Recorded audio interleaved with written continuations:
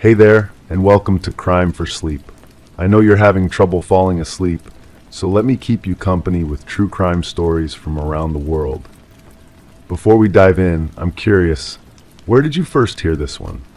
If you enjoy these stories, don't forget to like, comment, and subscribe. Now get comfortable, and let's get into tonight's case.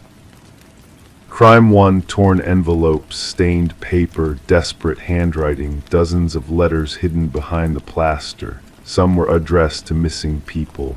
Others had no names, only phrases like "don't let her leave again." One had been written in crayon. It ended with a handprint. In the small town of Millbrook, Pennsylvania, nobody paid much attention to 43 Sycamore Street. The Victorian house sat recessed from the road, partially hidden by overgrown elm trees that had been there since the 1950s. For almost 2 decades, Eleanor Whitfield had lived there alone. A retired librarian, 67 years old, with thin silver hair always pulled back in a loose bun and eyes that crinkled when she smiled. The neighbors described her as pleasant but private. She collected wind chimes that sang softly from her porch on summer evenings. She walked to the grocery store every Tuesday morning at precisely 9 o'clock. Eleanor had moved to Millbrook in 2003 after the death of her husband. She had no children. Her closest relative was a niece who lived 3 states away and called on holidays. The mailman Timothy Barker was perhaps the person who saw her most regularly. He would often find her waiting by the mailbox, especially on Mondays. Eleanor always asked if there were any letters for her. Not bills or catalogs, personal letters. There rarely were. On November 14, 2022, Timothy noticed that Eleanor's mailbox was full. 3 days' worth of mail. This had never happened before. Her porch light remained on during daylight hours. The dark blue curtains, which Eleanor typically opened each morning, remained drawn. Timothy mentioned this to his supervisor, who suggested he knock on the door the next day if the situation hadn't changed. By Friday, Eleanor's mailbox was overflowing. Timothy knocked on her door, then peered through a gap in the curtains. The living room appeared undisturbed. A half-finished cup of tea sat on a side table beside an open book. Timothy called the local police department and asked for a wellness check. Officer Sarah Delgado responded to the call. She had been with the Millbrook Police Department for 7 years. She knew Eleanor vaguely. The older woman had helped her find books for her son's school project at the library years ago. Sarah knocked loudly, announced herself, and after receiving no response, checked the perimeter of the house. The back door was unlocked. This struck her as unusual. Eleanor, according to neighbors, was cautious about security. Inside, the house was silent and still. Nothing seemed disturbed. In the kitchen, a plate with toast crumbs sat beside the sink. The refrigerator hummed softly. Officer Delgado called out Eleanor's name as she moved through the downstairs rooms. No response. She climbed the narrow staircase to the second floor. The main bedroom door was ajar. The bed was made, hospital corners crisp. Eleanor's reading glasses lay folded on the nightstand beside a glass of water and 3 prescription bottles. Officer Delgado checked the bathroom, empty. She moved on to the second bedroom, which Eleanor had converted into a small home office.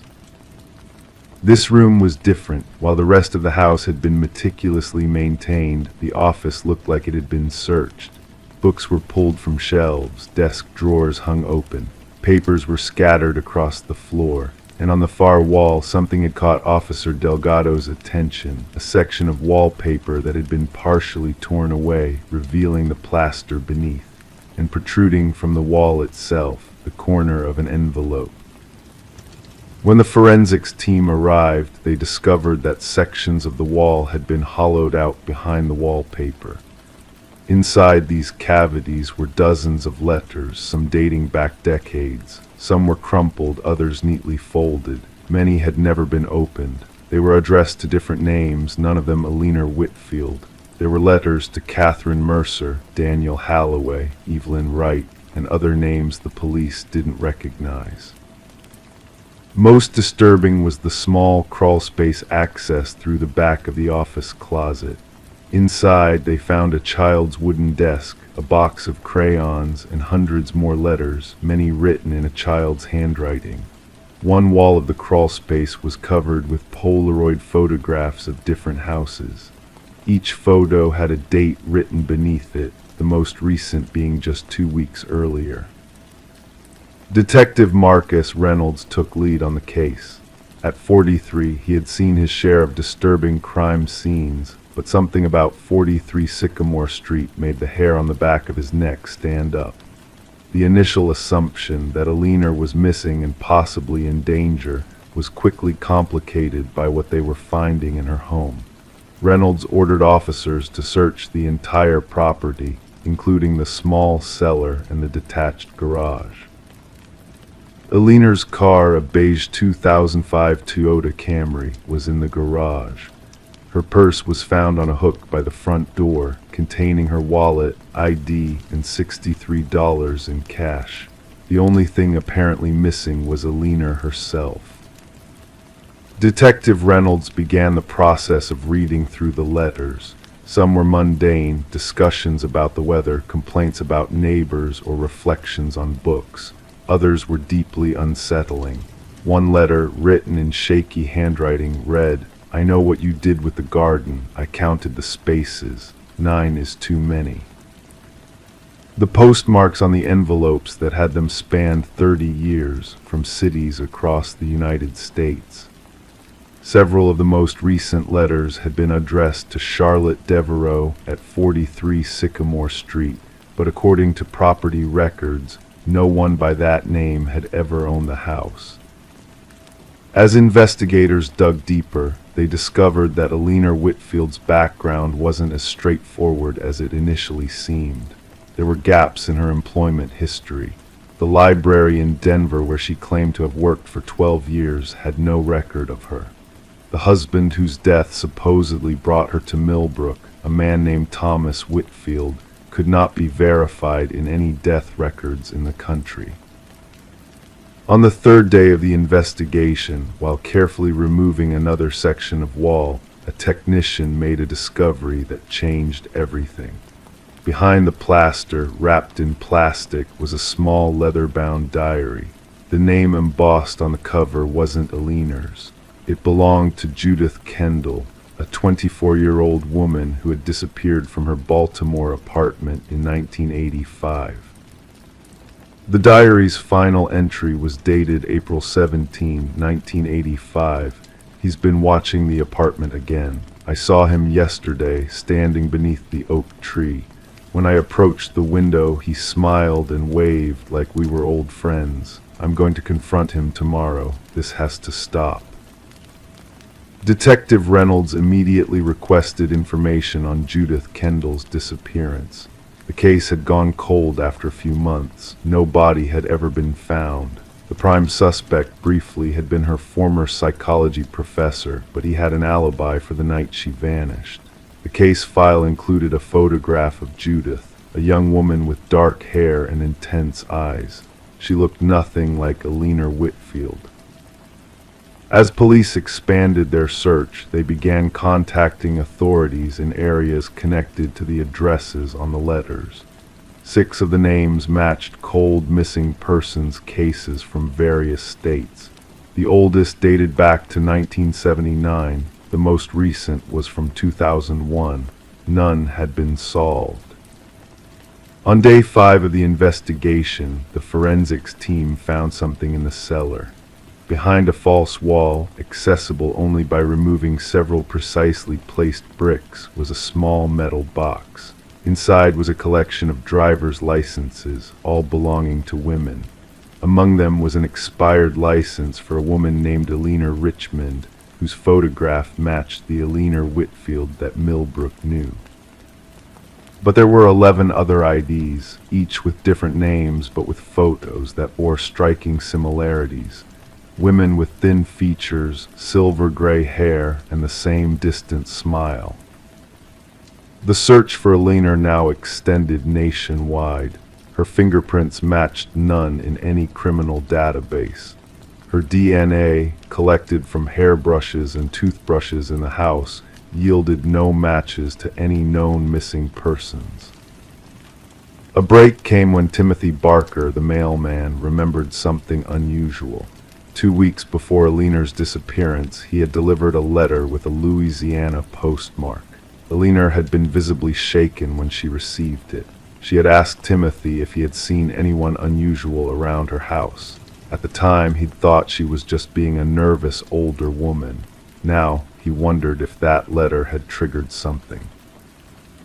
Police found the letter in question among Alina's belongings. The return address was for a nursing home in Baton Rouge.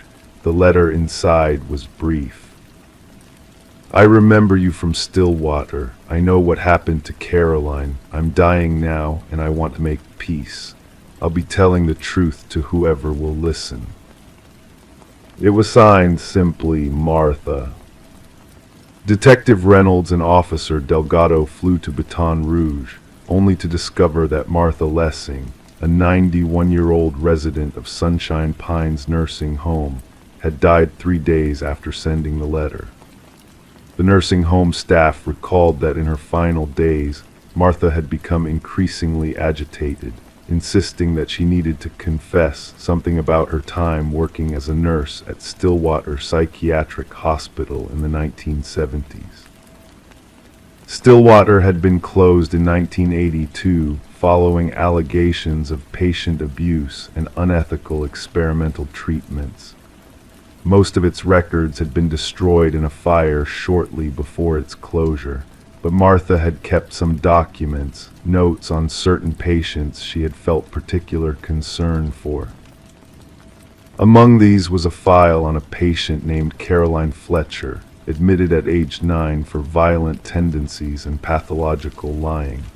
Caroline had claimed that her parents had been replaced by imposters.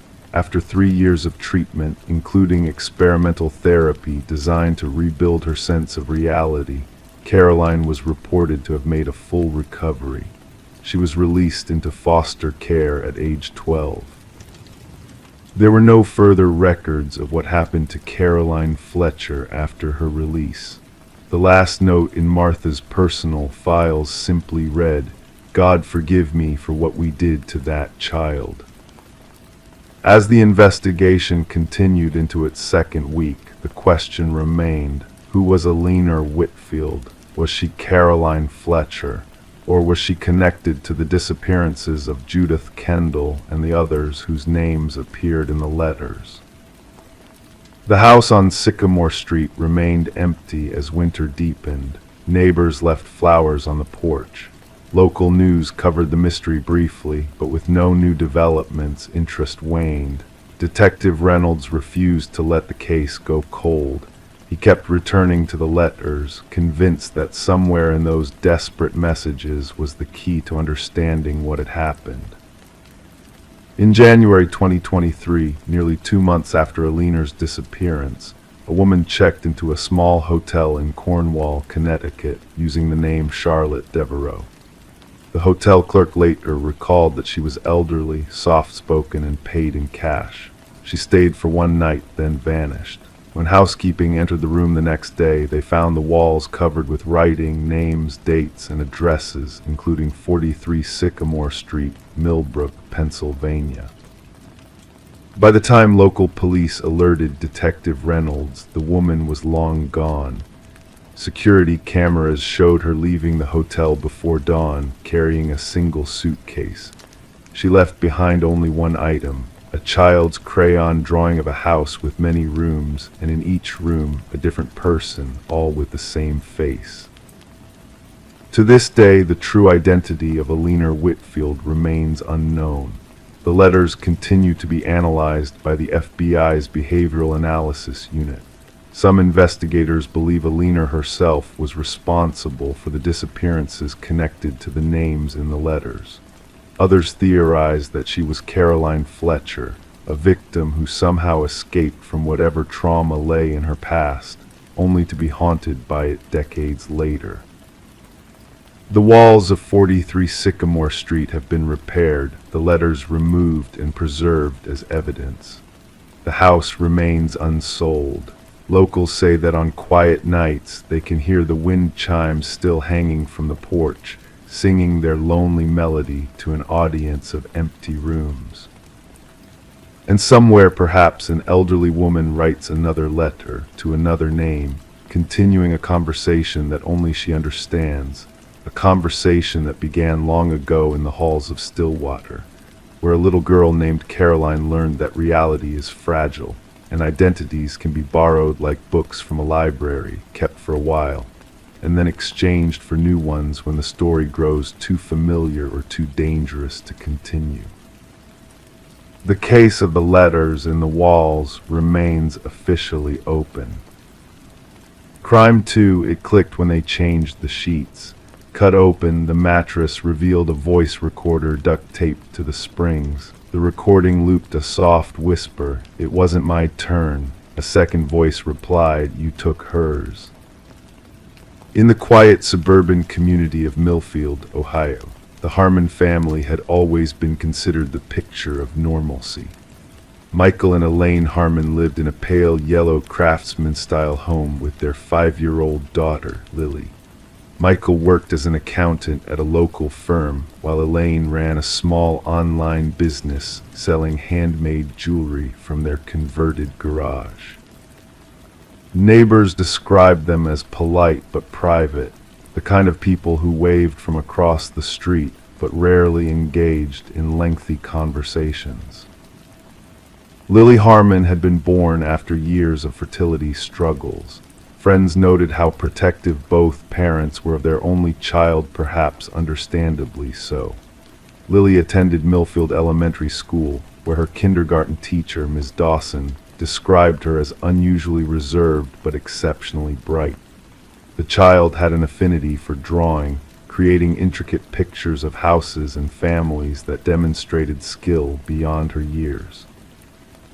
On December 8, 2023, a Thursday morning like any other, Michael Harmon called the school to report that Lily would be absent due to illness. The call was logged at 8:17 a.m. just before the morning bell. 3 days later, on Sunday afternoon, Elaine Harmon reported her daughter missing.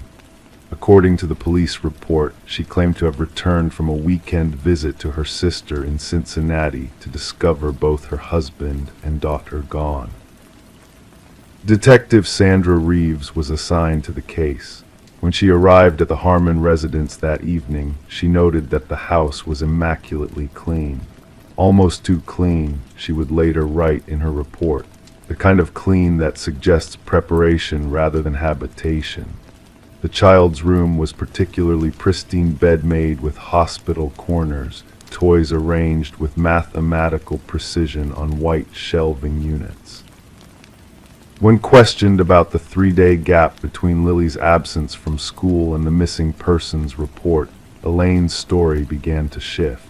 She initially claimed Michael had texted her that he was taking Lily on a father-daughter trip while she was away. She couldn't produce these messages.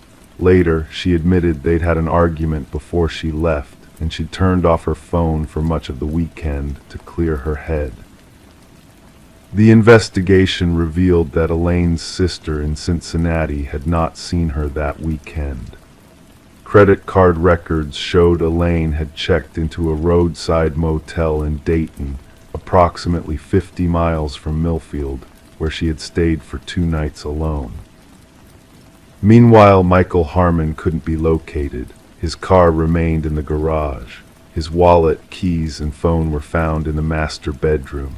There was no indication of forced entry, no signs of struggle. Neighbors reported hearing nothing unusual that weekend, though one elderly woman living across the street mentioned seeing Elaine's car leave and return several times on Friday night. A week into the investigation, Detective Reeves brought in a forensic team to conduct a more thorough examination of the house. They discovered microscopic blood spatter on the bathroom ceiling that had been recently painted over. DNA testing confirmed it belonged to Michael Harmon. The basement of the home contained a workshop where Michael pursued his woodworking hobby. Tools were organized with the same meticulous precision as the rest of the house. A reciprocating saw appeared freshly cleaned. Luminol tests revealed traces of blood that had been thoroughly scrubbed from the concrete floor. As investigators deepened their search, they discovered a small storage space behind a false wall in the basement. Inside was a collection of children's drawings, hundreds of them all depicting the same scene, a house with 4 people. When questioned about these drawings, Elaine became visibly agitated. "That's just Lily's imagination," she insisted. "It was always just the 3 of us." The case took an unexpected turn when Lily's kindergarten teacher came forward with a concerning observation.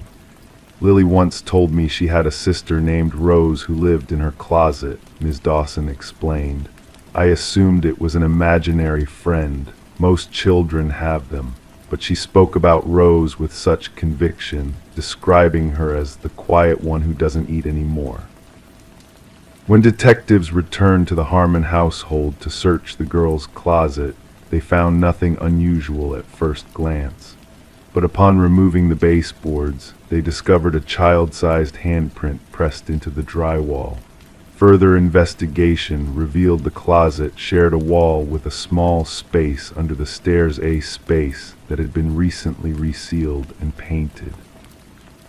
Breaking through this wall, investigators found a child's sleeping bag, a collection of small toys, and a worn teddy bear. No official records indicated the Harmons had ever had another child, yet DNA testing on hair strands found on the teddy bear confirmed they belonged to a female child related to both Michael and Elaine. During her 3rd interview, Elaine finally acknowledged that she and Michael had initially had twin daughters, Lily and Rose. "Rose was always difficult," she stated flatly. "She wouldn't stop crying. Michael said she was defective. We decided it would be better if people only knew about Lily." When pressed about Rose's whereabouts, Elaine's responses became increasingly disjointed, jumping between past and present tense. The investigation intensified.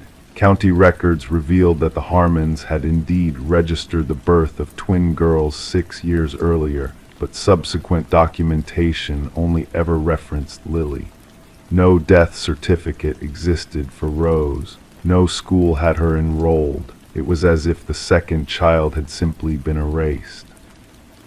2 months into the investigation, with Michael and Lily still missing, Detective Reeves decided to bring in specialists to thoroughly examine the child's bedroom.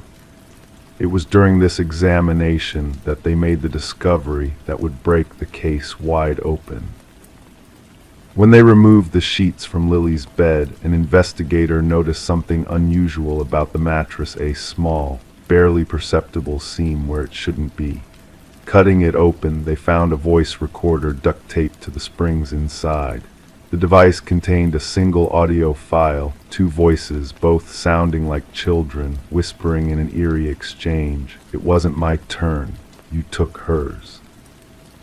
The recording was dated 3 days before Lily's disappearance.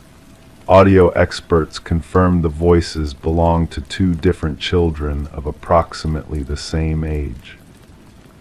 The focus shifted to the backyard, where ground-penetrating radar revealed disturbed soil beneath a recently installed stone patio. Excavation uncovered 2 sets of human remains, those of an adult male and a small child. The adult remains were identified as Michael Harmon. The child's remains, however, told a more complex story. Forensic analysis determined they belonged to a female child approximately 3-4 years of age who had died years earlier. DNA confirmed this was Rose Harmon. Medical examination revealed Rose had likely died from malnutrition and neglect. Further investigation of the house uncovered a hidden panel in Lily's room containing a diary written in a child's handwriting.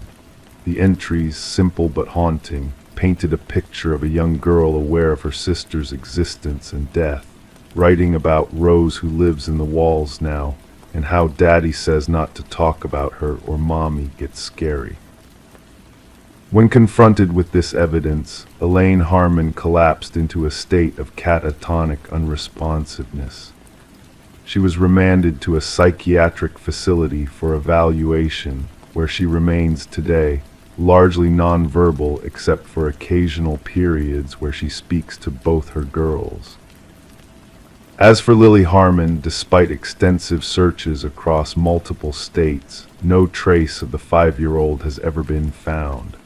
The leading theory is that Michael, discovering what Elaine had done years earlier to Rose, attempted to flee with Lily but was stopped by Elaine.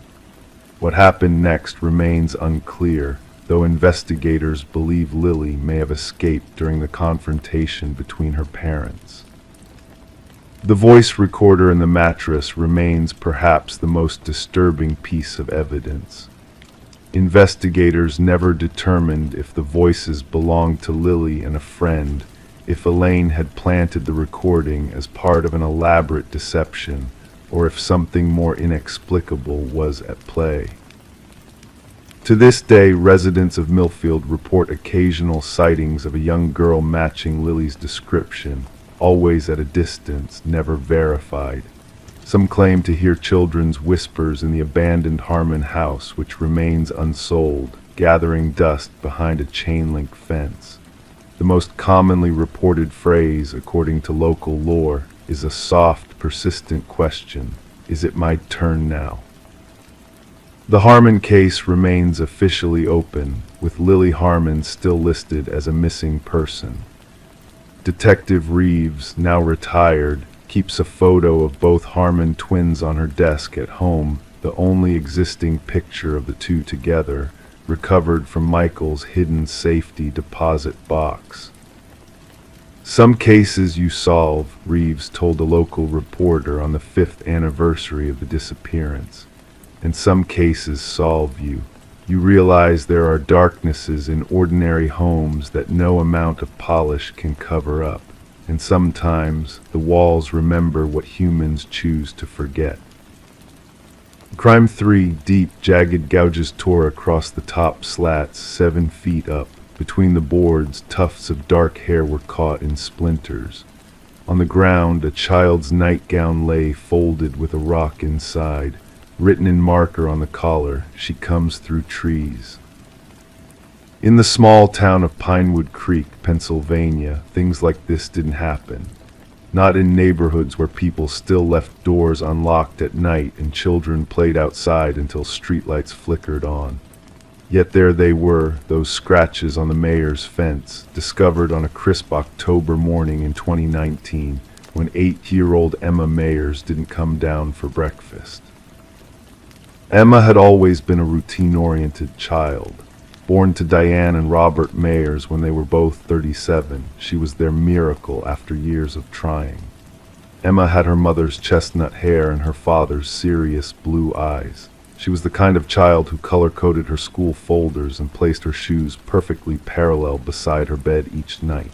Every evening at 8:30, she would kiss her parents good night, brush her teeth for exactly 2 minutes, and be asleep by 9:00. Her bedroom window faced the backyard, overlooking an old oak tree whose branches sometimes scraped against the glass when the wind blew. Diane first sensed something was wrong when she noticed Emma's bedroom door was open. Emma always closed it. She didn't like the hallway nightlight disrupting her sleep. Inside, the bed was empty, covers pulled back as if Emma had simply stepped out. Her favorite stuffed rabbit, Chester, sat propped against the pillow, facing the window, which was open just 3 inches, exactly how Emma liked it for night breathing, as she called it. "I checked her bathroom first," Diane would later tell Detective Sarah Loomis, her voice hollow from 3 days without sleep. "Then I called for her downstairs, then I checked the backyard. That's when she found the fence with its inexplicable scratches, the tufts of hair, and Emma's neatly folded nightgown with its cryptic message." Robert Mayers called the police at 7:43 a.m. By 8:15, officers had cordoned off the backyard. By noon, the neighborhood had transformed into an investigation center. Yellow tape stretched across driveways. Neighbors gathered in clusters, whispering about how they'd heard nothing unusual the night before. "Emma was just in my second grade class yesterday," said her teacher, Ms. Paulson, mascara streaking down her cheeks as she spoke to a police officer. She turned in a paper about what she wanted to be when she grew up. She wanted to study the stars. The first 48 hours of the investigation yielded little. No fingerprints on the window frame except those belonging to the family. No footprints in the soft earth beneath Emma's window, though it had rained 2 nights earlier, which should have left the ground receptive to impressions. The hair from the fence was human, dark brown, but not Emma's. DNA testing would later show it belonged to no one in any database. Detective Loomis, a 15-year veteran who specialized in cases involving children, found herself unsettled by one detail in particular: the message on the nightgown. "She comes through trees, not I but she." And why was the nightgown folded so carefully? Abductions were typically chaotic, desperate acts. This suggested planning, ritual. 5 days into the investigation, 12-year-old Tyler Burke from 3 streets over approached the police. He'd been afraid to come forward, he said, because he wasn't supposed to be out so late. The night Emma disappeared, he'd been riding his bike home from a friend's house around 10:30 p.m. when he saw something that didn't make sense to him. There was a tall lady standing under the big tree in Emma's backyard, he told Detective Loomis, his eyes fixed on his sneakers. She was really still, like a statue. I thought maybe she was just smoking or something, but then she bent weird, like her back was bending the wrong way as she looked up at Emma's window. "Did you see her face?" Loomis asked. Tyler shook his head. It was too dark, but she was wearing something long and dark, and her hair was all big, like messy. "When she saw me, she went behind the tree, and I got scared and rode home fast." Tyler's account aligned with the timestamp of a security camera from the house across the street, which had captured a brief shadow moving near the mayor's property at 10:34 p.m. The figure was obscured by tree branches, making it impossible to identify.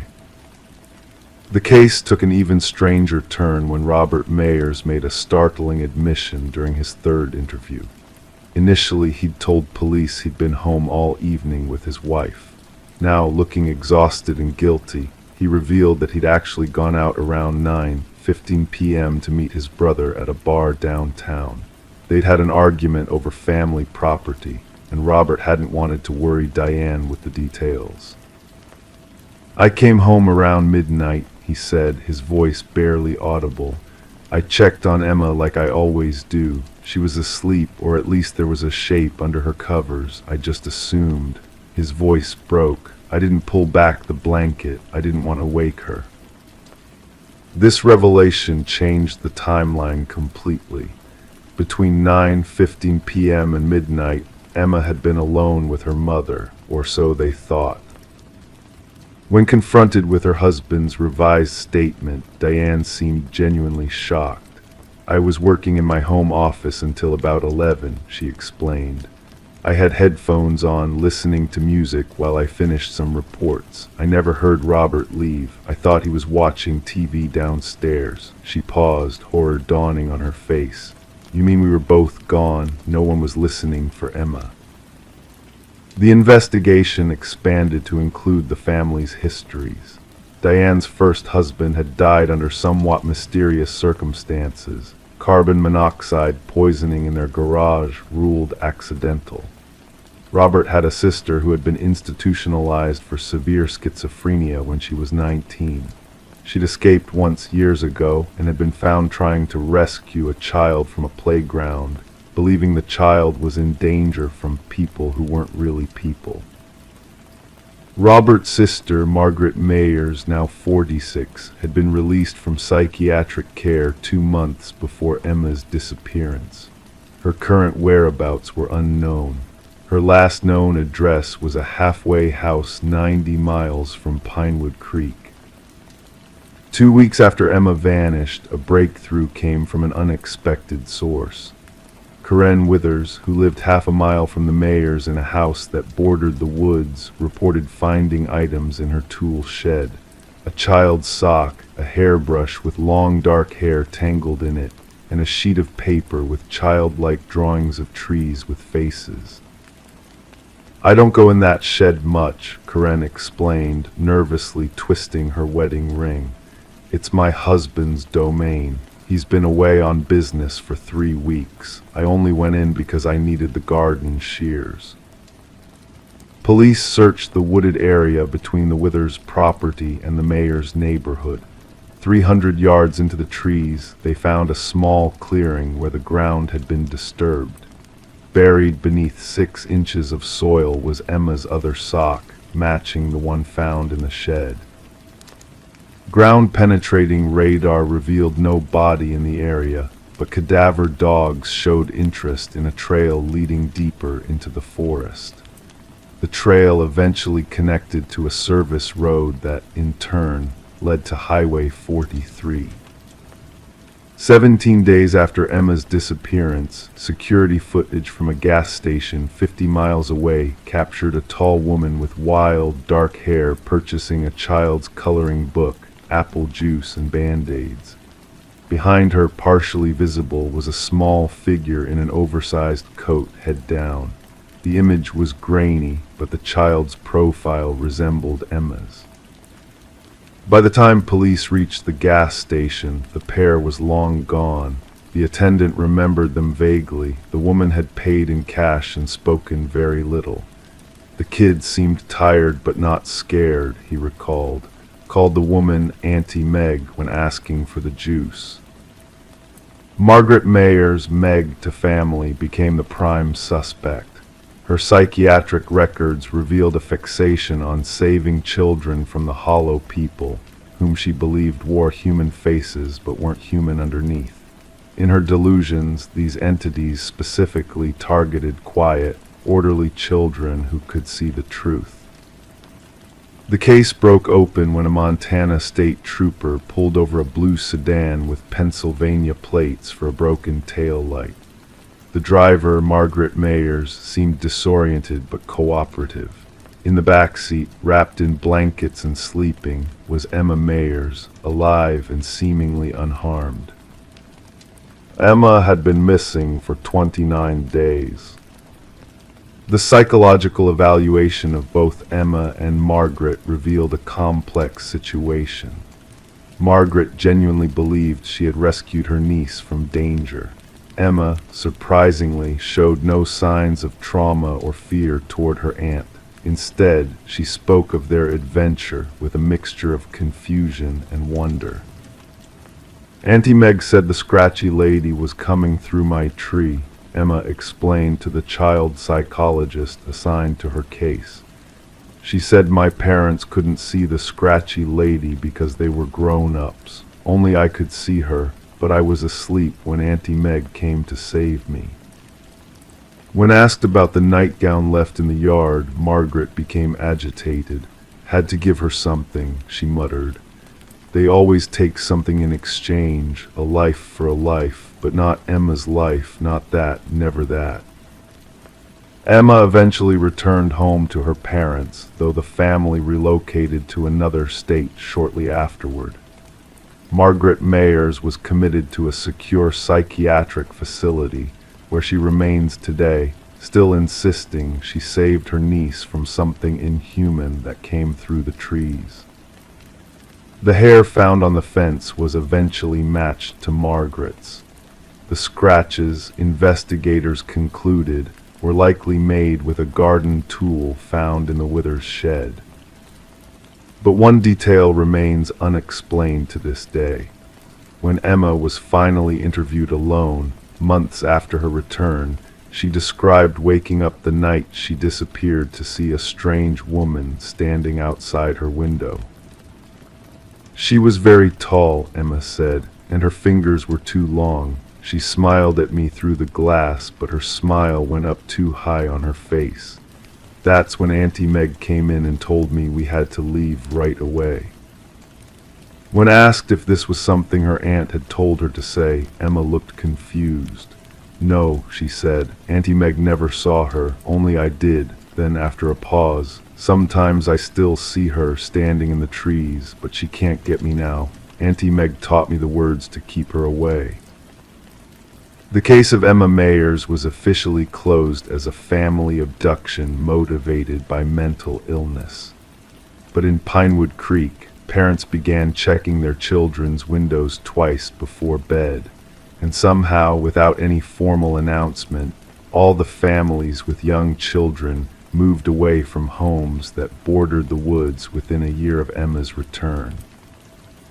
Detective Loomis, who retired the following spring, kept one piece of evidence in her personal files, a drawing Emma had made during therapy.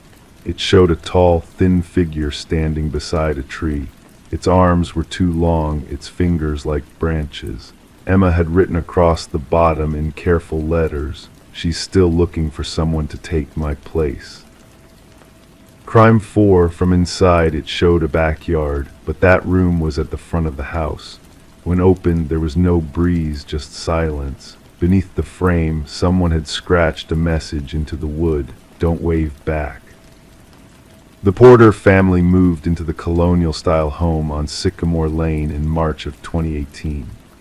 Millfield, Ohio was exactly what Rebecca and Daniel Porter had been searching for, a quiet town with good schools for their 8-year-old daughter, Emma. The house itself, built in 1927, had character and history etched into its wooden floors and crown molding. It needed work, but Daniel, an architectural designer, saw potential where others might see problems. The previous owners, an elderly couple named the Harrisons, had lived there for 47 years before reluctantly moving to a retirement community in Florida. The sale had been quick, the price surprisingly reasonable for a 4-bedroom home on a tree-lined street within walking distance of Millfield Elementary. Emma chose the smaller bedroom at the front of the house. It had a window seat beneath a large double-hung window, perfect for reading or watching the neighborhood children play across the street. Rebecca thought it odd that such a window would have been installed without screens, but Daniel assured her he would address it once they'd settled in. 2 weeks after moving in, Rebecca was organizing Emma's bookshelf when she noticed something unusual about the window. Standing back, she realized it didn't align with the exterior of the house as it should. From inside, the window provided a clear view of their backyard, the oak tree, the half-finished garden beds, the weathered swing set left by the previous owners. But this room was at the front of the house, facing Sycamore Lane. "Daniel," she called out, "can you come up here for a minute?" Daniel examined the window, pressing his palms against the glass, opening and closing it several times. The outside view remained fixed on their backyard. "It's some kind of projection," he finally said, though his voice lacked conviction. "Maybe the previous owners installed it for Emma, the Harrisons' granddaughter, I mean, a digital screen disguised as a window." But there were no electrical components visible, no wires, no evidence of modern technology. That evening, after Emma had fallen asleep in her new room, Rebecca searched online for information about the house's history. She found nothing unusual, just records of ownership, tax assessments, and a small article from 1983 about the Harrisons winning a local gardening competition. The next morning, while Daniel was at work and Emma at school, Rebecca decided to examine the window more carefully. She ran her fingers along the wooden frame, feeling the smooth surface worn by decades of hands. Near the bottom, her fingertips caught on something rough, Kneeling down, she saw words scratched into the wood, "Don't wave back." A chill ran through her body as she remembered something Emma had mentioned 2 days earlier at breakfast. "Mom, I saw a girl in the backyard last night. She waved at me from under the oak tree." Rebecca had dismissed it as a dream or the product of an active imagination adjusting to a new home. Now she wasn't so sure. She called Daniel, who promised to come home early to investigate. In the meantime, Rebecca contacted a local historian, Professor Alan Mercer, who taught at Millfield Community College. To her surprise, he agreed to visit that afternoon. Professor Mercer was a slight man with wire-rimmed glasses and a perpetual expression of curiosity. He listened intently as Rebecca explained the situation, occasionally jotting notes in a small leather-bound notebook. "May I see the window?" he asked when she had finished. Standing in Emma's room, Professor Mercer examined the window from various angles. He opened it, closed it, and ran his hands along the frame just as Rebecca had done. "Mrs. Porter," he said finally, "I've lived in Millfield all my life and studied its history for over 30 years. I've never encountered anything like this." He paused, adjusting his glasses. "But there is something you should know about this property." In 1957, 10-year-old Caroline Harrison, the daughter of the previous owners, disappeared from this very room. She was never found. Her parents, Thomas and Alina Harrison, reported last seeing her reading on the window seat before bedtime. By morning, she was gone. No signs of forced entry, no evidence of foul play. The investigation stalled after a few months, Professor Mercer continued. Some believed Caroline had run away, though she had been, by all accounts, a happy child. Others suspected a more sinister explanation, but without evidence, the case eventually went cold. Rebecca felt lightheaded. Why didn't the real estate agent disclose this? After 10 years without resolution, the case was officially closed. Legally, they weren't required to mention it, Professor Mercer explained. The Harrisons remained in the house, perhaps hoping that one day Caroline would return. When Daniel arrived home, Professor Mercer shared what he knew. Daniel remained skeptical, suggesting rational explanations for both the window and the scratched message. "Old houses settle in strange ways," he said. "Light can play tricks, and the message, kids do odd things. Maybe one of the Harrison grandchildren carved it." That night, Rebecca couldn't sleep. Around 2 a.m., she heard Emma's voice from across the hall. Rising quickly, she found her daughter sitting on the window seat, staring out at the backyard view that shouldn't exist. "Who are you talking to, sweetheart?" Rebecca asked, trying to keep her voice steady. "The girl under the tree," Emma replied without turning around. "She wants me to wave back, but I remembered the words on the window." Rebecca gently pulled Emma away, closed the window, and drew the curtains. "Let's sleep in our room tonight," she suggested, leading her daughter down the hall. The next day, Daniel contacted a contractor to examine the window. Martin Reeves had been renovating homes in Millfield for over 20 years and knew the structural quirks of the town's older buildings. After a thorough inspection, Martin's confusion was evident. "This doesn't make any sense," he admitted. "The window frame is original to the house, but..." He gestured at the view of the backyard. "This isn't physically possible." At Rebecca's insistence, they sealed off Emma's room temporarily, moving her belongings to the guest bedroom. Daniel remained pragmatic, suggesting they consult with specialists in optics or architectural anomalies. 3 days later, Detective Laura Simmons from the Millfield Police Department contacted them.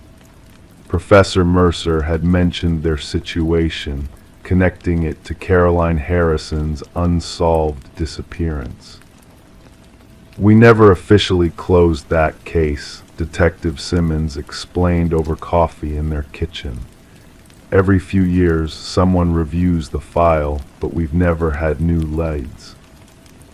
She was particularly interested in the scratched message. "Do you mind if I take a look?" In Emma's former room, Detective Simmons photographed the window and the scratched words. "I'd like to bring in a crime scene technician to examine this more thoroughly," she said, "with your permission, of course." The technician arrived that afternoon. Harold Chen had been with the department for 15 years, specializing in evidence recovery. He carefully collected wood samples from around the scratched message and dusted the window frame for fingerprints. "Most of these prints will belong to your family and recent visitors," he explained, "but we might find older ones beneath layers of paint or varnish." 2 weeks passed. Emma adjusted to her new room, though she occasionally asked about the girl under the tree. Rebecca and Daniel avoided discussing the window in her presence. Detective Simmons called with preliminary findings. The fingerprint analysis had revealed something unexpected, a partial print matching Caroline Harrison's school records from 1957. "That's impossible," Daniel said when Rebecca told him. "Those records would be 60 years old." Detective Simmons acknowledged the improbability but stood by the results. "There's more," she added. "We found a photograph in the Harrison family album showing Caroline's bedroom. The window in that image shows a view of Sycamore Lane, the exact opposite of what you're seeing now." That evening, after Emma was asleep, Rebecca and Daniel sat in the sealed room, staring at the impossible window. "What if it's not showing our backyard?" Rebecca whispered. "What if it's showing the backyard from 1957? Daniel didn't respond immediately. He'd been researching Caroline's disappearance, reading old newspaper articles and police reports. "The night she vanished," he said slowly, "witnesses reported seeing a strange man watching the house from under a tree in the backyard." Rebecca's breath caught. "The oak tree." "The Harrisons didn't plant that tree until 1960, Daniel continued. 3 years after Caroline disappeared, Eleanor Harrison told neighbors it was a memorial for her daughter. The next day they met with Detective Simmons and Professor Mercer. Together they decided to excavate around the oak tree, a decision not made lightly. The excavation began early on a Saturday morning. Emma stayed with Rebecca's sister in Columbus. By noon, the archaeological team had found nothing unusual. Then at 2:17 p.m., a shout from one of the technicians brought everyone running.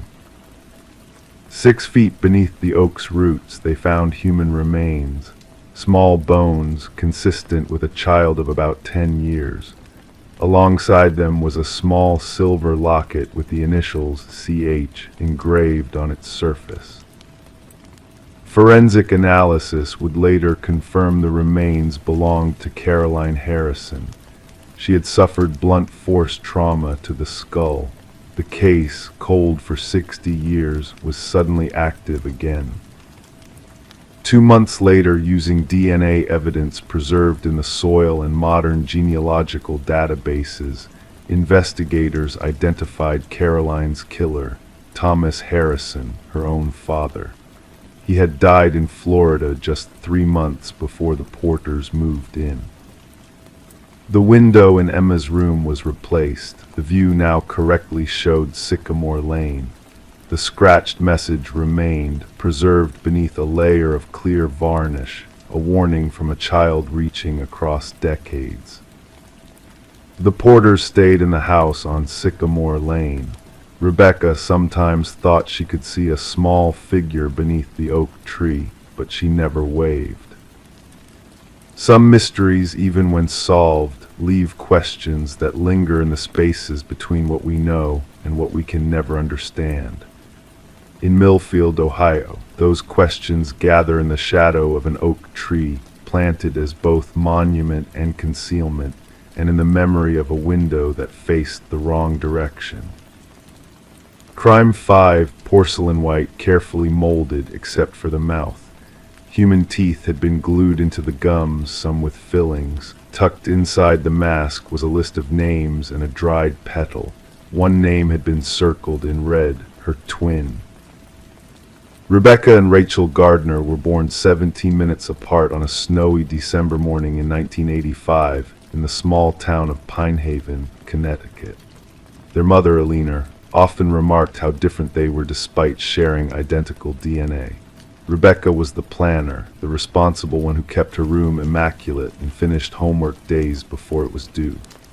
Rachel was spontaneous, creative, often losing track of time while painting or wandering through the woods behind their Victorian home. By the time they reached their 30s, the sisters' paths had diverged even further. Rebecca became a dental hygienist at the local practice, married her high school sweetheart Paul, and settled into a modest ranch house just 3 blocks from where they grew up. Rachel pursued art in New York City before returning to Pine Haven 5 years ago, renting the converted carriage house on Old Mill Road, where she created mixed-media sculptures that occasionally sold at galleries in Hartford or New Haven. The sisters maintained what neighbors called a cordial distance. They exchanged birthday gifts, attended the same community events, and smiled politely when they crossed paths at Thornton's grocery. But observant locals noticed they never arrived together, never sat at the same table during the annual Founders' Day picnic. There was always something unspoken between them, said Marjorie Thornton, who had watched the twins grow up through the windows of her family's store. The kind of silence that speaks volumes. That silence would eventually become the centerpiece of a mystery that consumed Pine Haven for months. On Tuesday, April 17, 2023, Rebecca didn't show up for work.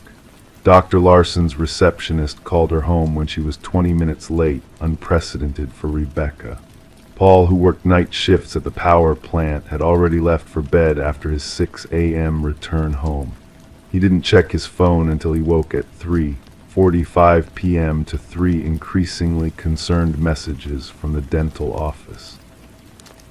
I figured she was sick, Paul later told Detective Sarah Mercer, but her car was gone and her toothbrush was still in the holder. Rebecca never goes anywhere overnight without her toothbrush. Occupational hazard, I guess. By 7 p.m., with no word from his wife and no response to numerous calls and texts, Paul filed a missing person report at the Pine Haven Police Department. Officer James Donahue took the report, but didn't seem particularly concerned. Adults go missing all the time, usually by choice, he said, a statement he would later regret. Give her 24 hours, she'll probably call. But Rebecca Gardner didn't call, not that night, not the next day.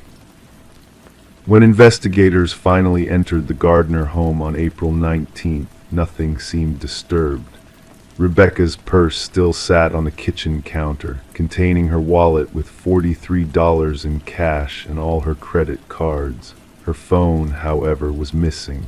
So was her blue Honda Civic. Detective Mercer made the obligatory visit to Rachel's carriage house that same afternoon. The artist appeared genuinely shocked by the news of her sister's disappearance. She hadn't spoken to Rebecca in 3 weeks, she claimed, not since they had briefly crossed paths at the post office. We weren't close, Rachel admitted, her fingers nervously twisting the silver rings she wore on nearly every finger. But this isn't like her. Rebecca doesn't deviate from routine. The detective noted Rachel's use of present tense, a hopeful sign. Family members who unconsciously switch to past tense often sense, on some level, that their loved one is gone. 4 days after Rebecca's disappearance, her Honda was discovered in the parking lot of Riverside Park, a nature preserve 20 miles from Pine Haven. The keys were still in the ignition. Her phone was on the passenger seat, powered off. When technicians charged and unlocked it, Paul knew her password, their anniversary date. They found nothing unusual except a text conversation with a number identified only as R in her contacts. The messages were sparse. We need to talk. About what? You know what, tomorrow, 7 a.m., Riverside. Fine. The timestamps showed the exchange had occurred the night before Rebecca vanished. R was Rachel, of course. When confronted with the messages, Rachel's composure cracked slightly. Yes, she had met Rebecca at Riverside Park that morning. No, she hadn't mentioned this during the initial interview because she thought it would make her look suspicious. They had argued, Rachel admitted, about their mother's estate. Eleanor had passed away 3 months earlier, leaving the family home to Rebecca. We argued, but when I left, she was fine, Rachel insisted.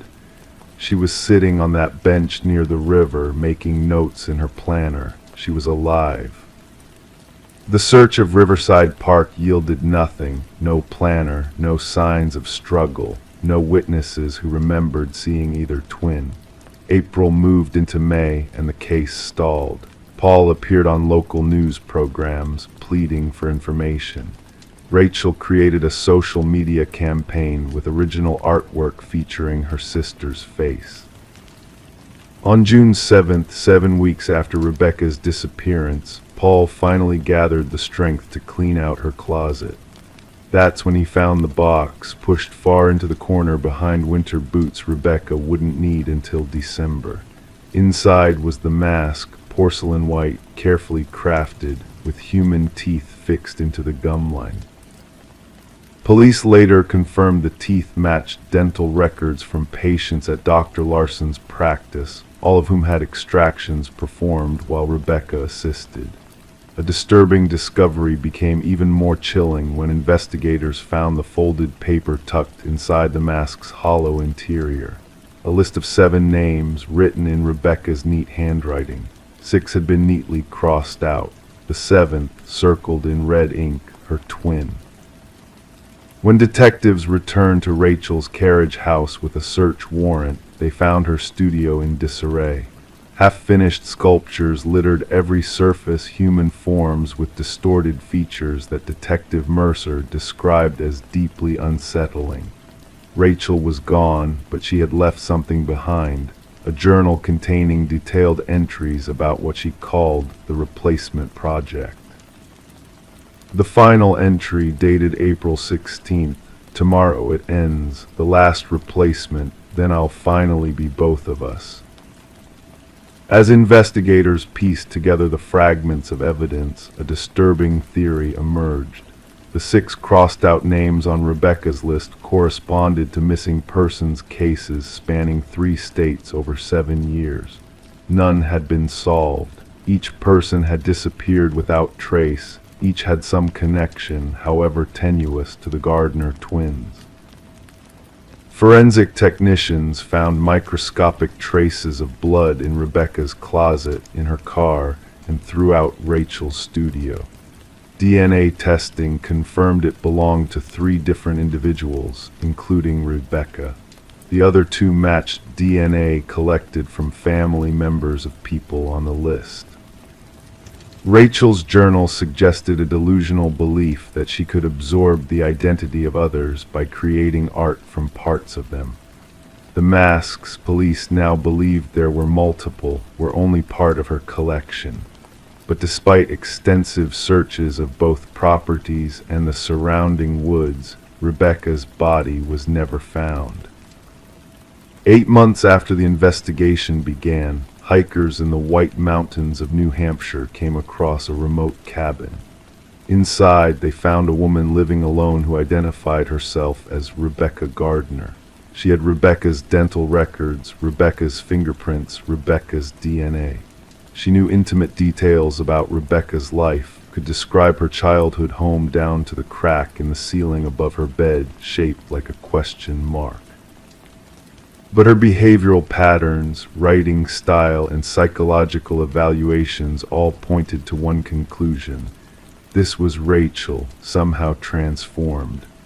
Not physically, the twins were already identical, but mentally, having fully embodied her sister's identity while eliminating all traces of her own former self. The most disturbing evidence came from video footage found on a camera in the cabin. It showed Rachel speaking to someone off-screen, describing in detail how she had become each person on her list, practicing their mannerisms, studying their habits, before ultimately deciding they were imperfect fits and moving on to the next candidate. The final video, dated April 18th, showed Rachel speaking directly to the camera. "Today I became complete. There is only Rebecca now. Rachel was the final sacrifice." To this day, Rebecca Gardner's remains have never been found. Rachel resides in a secure psychiatric facility, maintaining without wavering that she is Rebecca. The other 6 individuals on the list remain missing. Sometimes in group therapy sessions, she tells other patients about her twin sister who went away. When asked where Rachel went, she smiles and whispers, "She's here. She's always been here, inside me." The staff have removed all mirrors from her room. Crime 6, it was flush with the hardwood, no handle, no seams, but it creaked underfoot. When pried open, it revealed a dark shaft with rope marks along the edges. At the bottom, a stuffed bear wearing headphones and a t-shirt that read, "I heard it all." The house at 327 Maple Avenue had been home to the Caldwell family for almost 11 years. Grace Caldwell, 38, an elementary school teacher with kind eyes and a voice that former students could recognize anywhere, had moved in with her husband Derek when they were newlyweds. Their daughter Eliza, now 10, had never known another home. The house was a modest 3-bedroom colonial in the suburban neighborhood of Riverdale, Connecticut, the kind of place where neighbors waved to each other while collecting mail and children rode bicycles on sidewalks until streetlights blinked on. Derek worked as an architectural designer, often bringing his work home, spreading blueprints across their dining room table well into the night. Grace would bring him coffee, glancing over his shoulder at the lines and measurements that meant little to her. He was methodical, precise, a man who noticed when picture frames were tilted by a 1/4 inch. It was why his colleagues valued him, why their home was immaculately maintained, and why, when Grace first noticed the sound, Derek insisted it was just the house settling. "Old houses breathe," he told her one night in early February as they lay in bed. "The wood expands and contracts with temperature changes." Grace had nodded, though the sound bothered her more than she admitted. It wasn't the typical groan of an aging house. It was localized, always coming from the same spot in the living room floor, near the southwest corner by the bookshelf. A hollow creak, like something shifting underfoot, though the hardwood appeared solid and undisturbed. By April, Eliza had begun avoiding that corner of the room while playing. When Grace asked why, her daughter shrugged and said, "The floor is sad there." Children had ways of sensing things adults dismissed. Grace knew this from her years teaching 4th grade. Still, she might have forgotten about it if not for Mrs. Jensen from across the street. "You know, the previous owners did some unusual renovations. Mrs. Jensen mentioned one afternoon as they chatted over the fence. Mr. Harmon was quite the handyman, always tinkering. Said he wanted to maximize storage space. I remember there was some disagreement with the contractors. Grace found herself researching the home's history that evening.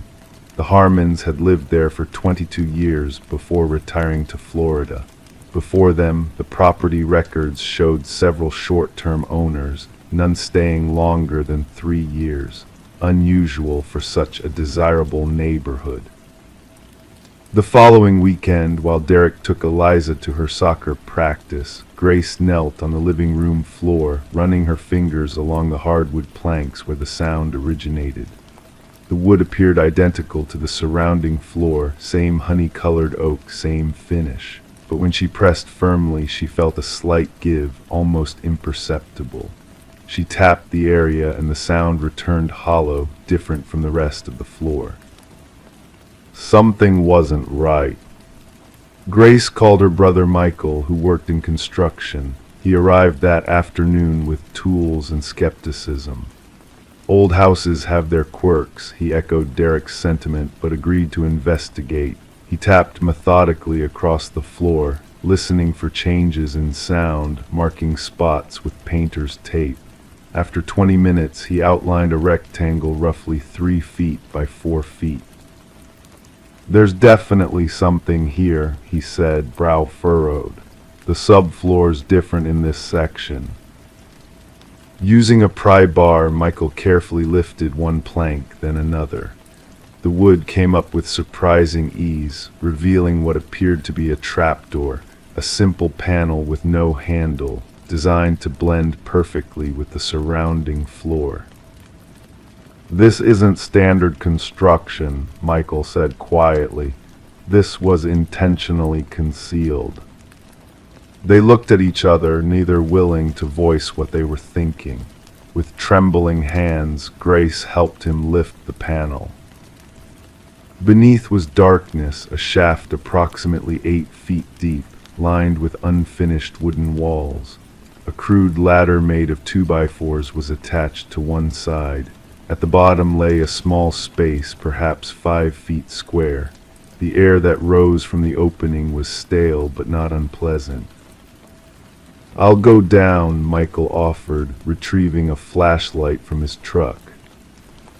Grace paced nervously as her brother descended. The sound of his footsteps echoed strangely in the confined space. Then silence. "Michael," she called. "You need to see this," he replied, voice uncharacteristically tight. Against her better judgment, Grace climbed down. The space was larger than it appeared from above, extending slightly under the adjacent dining room. The walls were insulated, and someone had installed rudimentary electrical outlets. In one corner sat a small camping chair. In another, a plastic storage bin contained bottled water and non-perishable food items, all expired by several years. But what captured her attention was the stuffed teddy bear propped against the wall. It wore child-sized headphones connected to nothing, and a faded t-shirt with the handwritten words, "I heard it all," across the chest. Next to it was a notebook filled with dates and times, spanning months, all in the same meticulous handwriting. "Grace," Michael whispered, "there are rope marks on these support beams." Detective Sarah Linden arrived at the Caldwell home 40 minutes after Grace's call. By then, Derek had returned with Eliza. His face had drained of color when he saw the open floor and the gathering of police officers in his living room. Eliza was sent to stay with her grandmother for the night.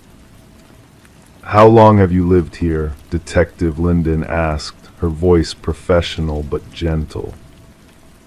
"Almost 11 years, Derek answered, staring at the dark opening in his floor. "We bought it from the Harmons. They were moving to Florida." "And you never knew this was here? Never noticed anything unusual about the floor?" Grace explained about the creaking, the feeling that something wasn't right. Derek remained silent, his architectural training making him the more suspicious party in the detective's eyes. How could someone who designed buildings for a living miss a secret room in his own home? "I focus on commercial projects," he explained later, voice hollow, "and we've never had any major renovations done." The inspector never mentioned anything unusual.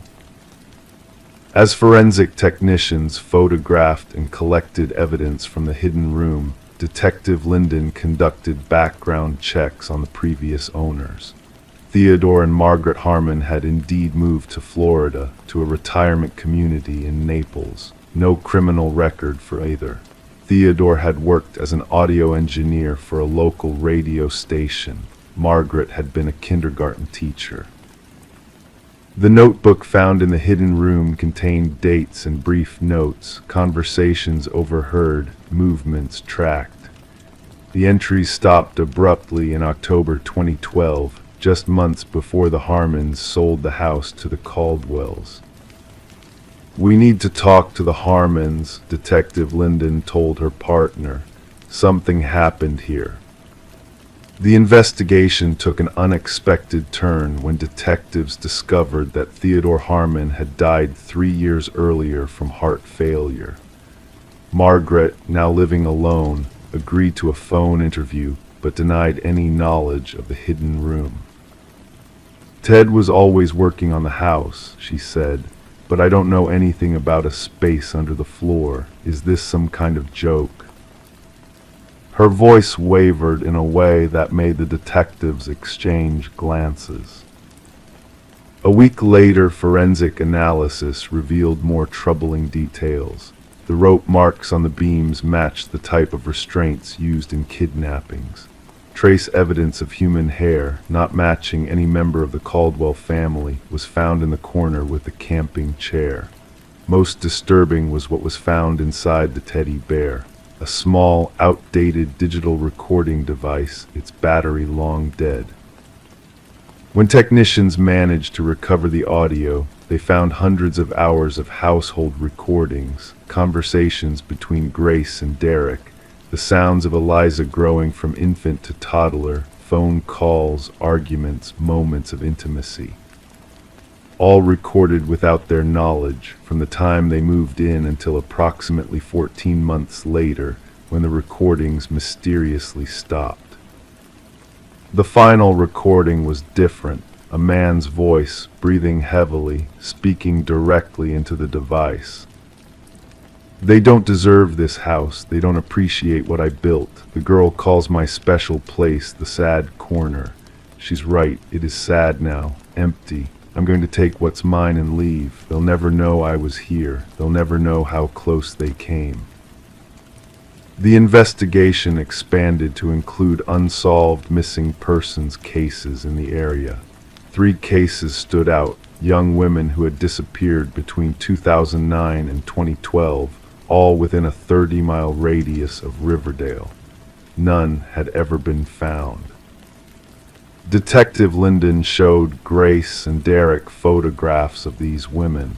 The couple recognized none of them. 2 days later, Margaret Harmon was found dead in her Florida home, an apparent suicide. Her note read simply, "I didn't know at first. When I found out, I made him stop. I made him leave. I'm sorry."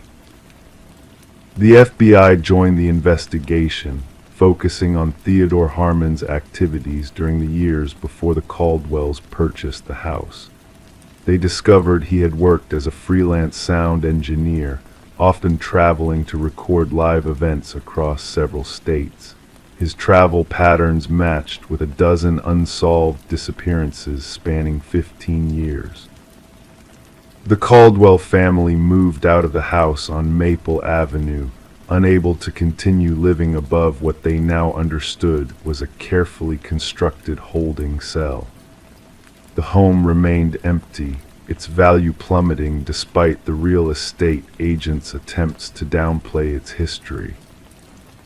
Grace found herself unable to trust solid ground beneath her feet. She would wake in their new apartment, certain she heard creaking from below, straining to listen for breathing in the walls. Derek threw himself into researching their new home's history, checking every inch of the structure for irregularities. Eliza asked only once about the old house. Did the floor ever find what it was looking for? Her parents exchanged glances, unsure how to answer.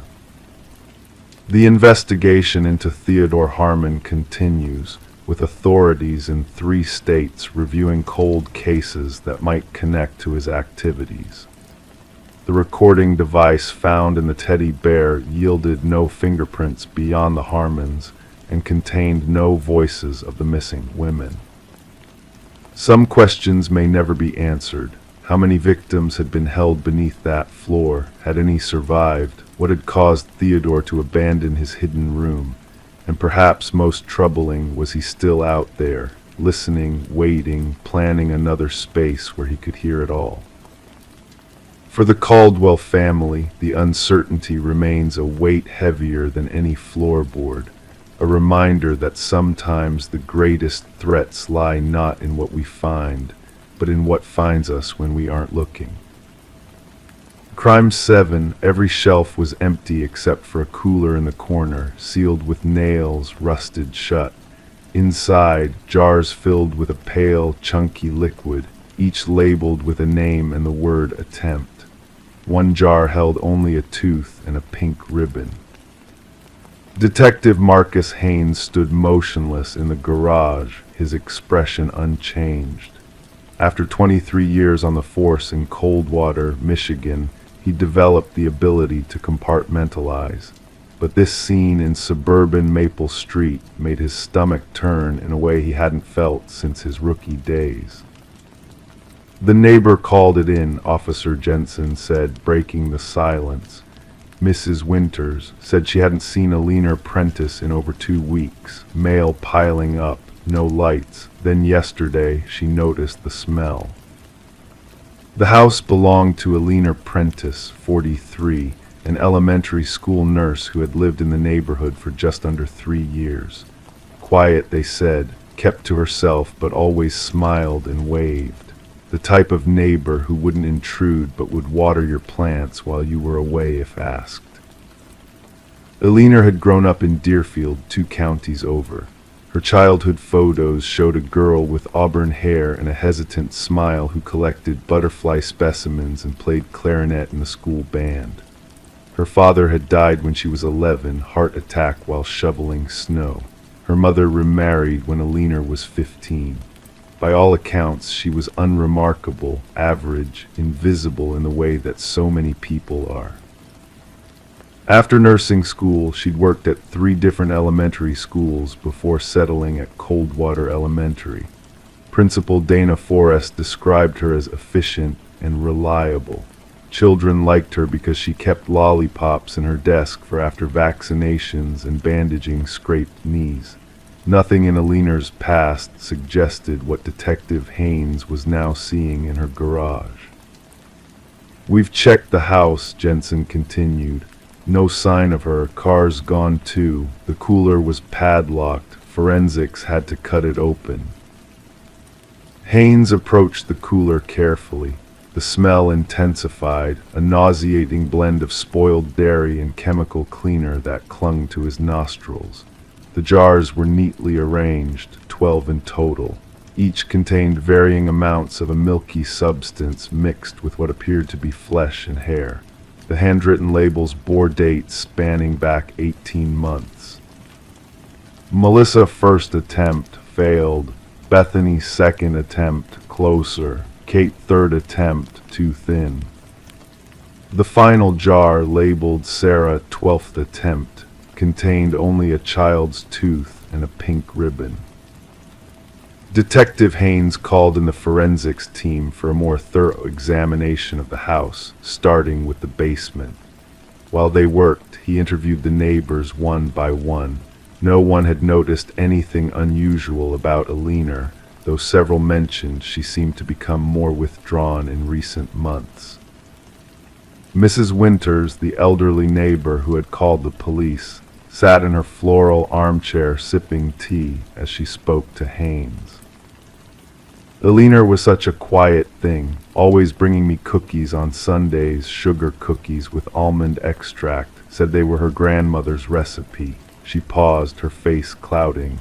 Come to think of it, she'd mention children sometimes, children I'd never seen. She'd say things like, Sarah loved the park today, or Melissa is learning to swim.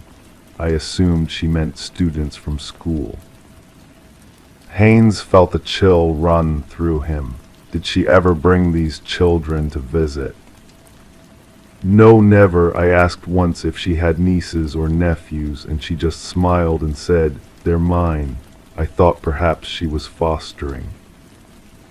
As darkness fell, the forensics team made their discovery in the basement. Behind a false wall, they found a small room containing 12 child-sized dresses, neatly pressed and hanging in a row.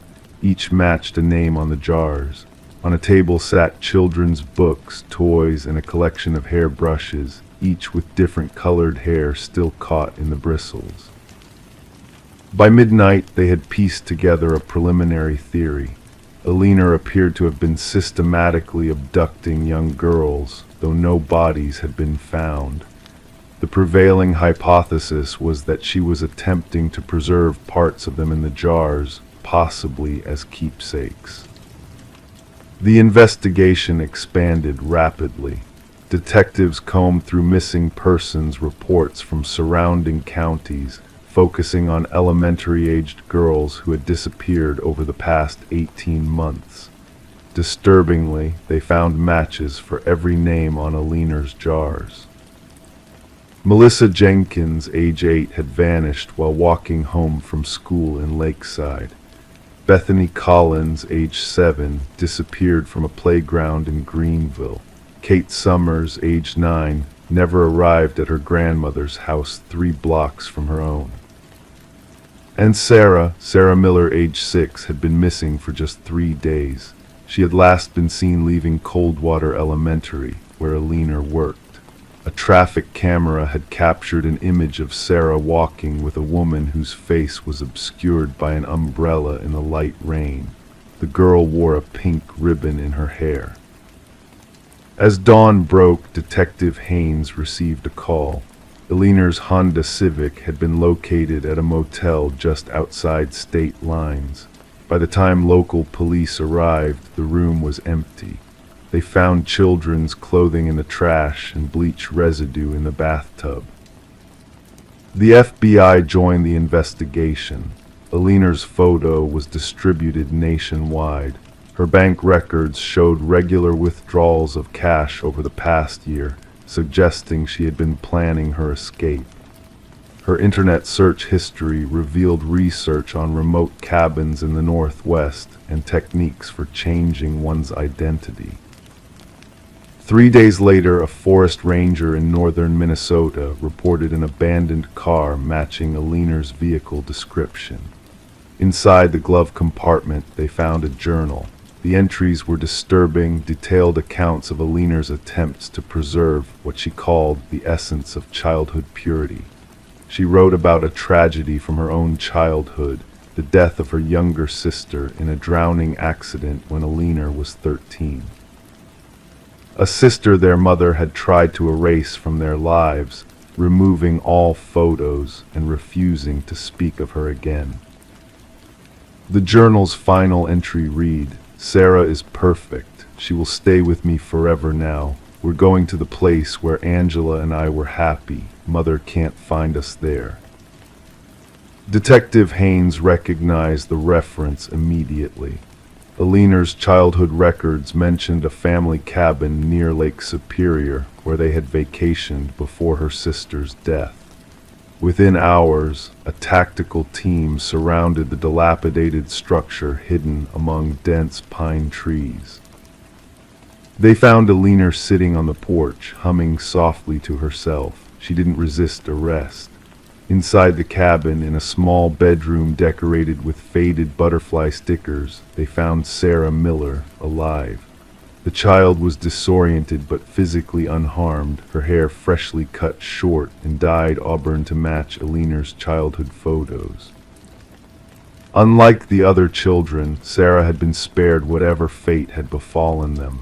When gently questioned later, Sarah said Eleanor had told her she was the perfect one who would stay pure forever. Eleanor had been giving her a sweet-tasting drink each night that made her sleepy. As for the other 11 children, despite extensive searches, no remains were ever found.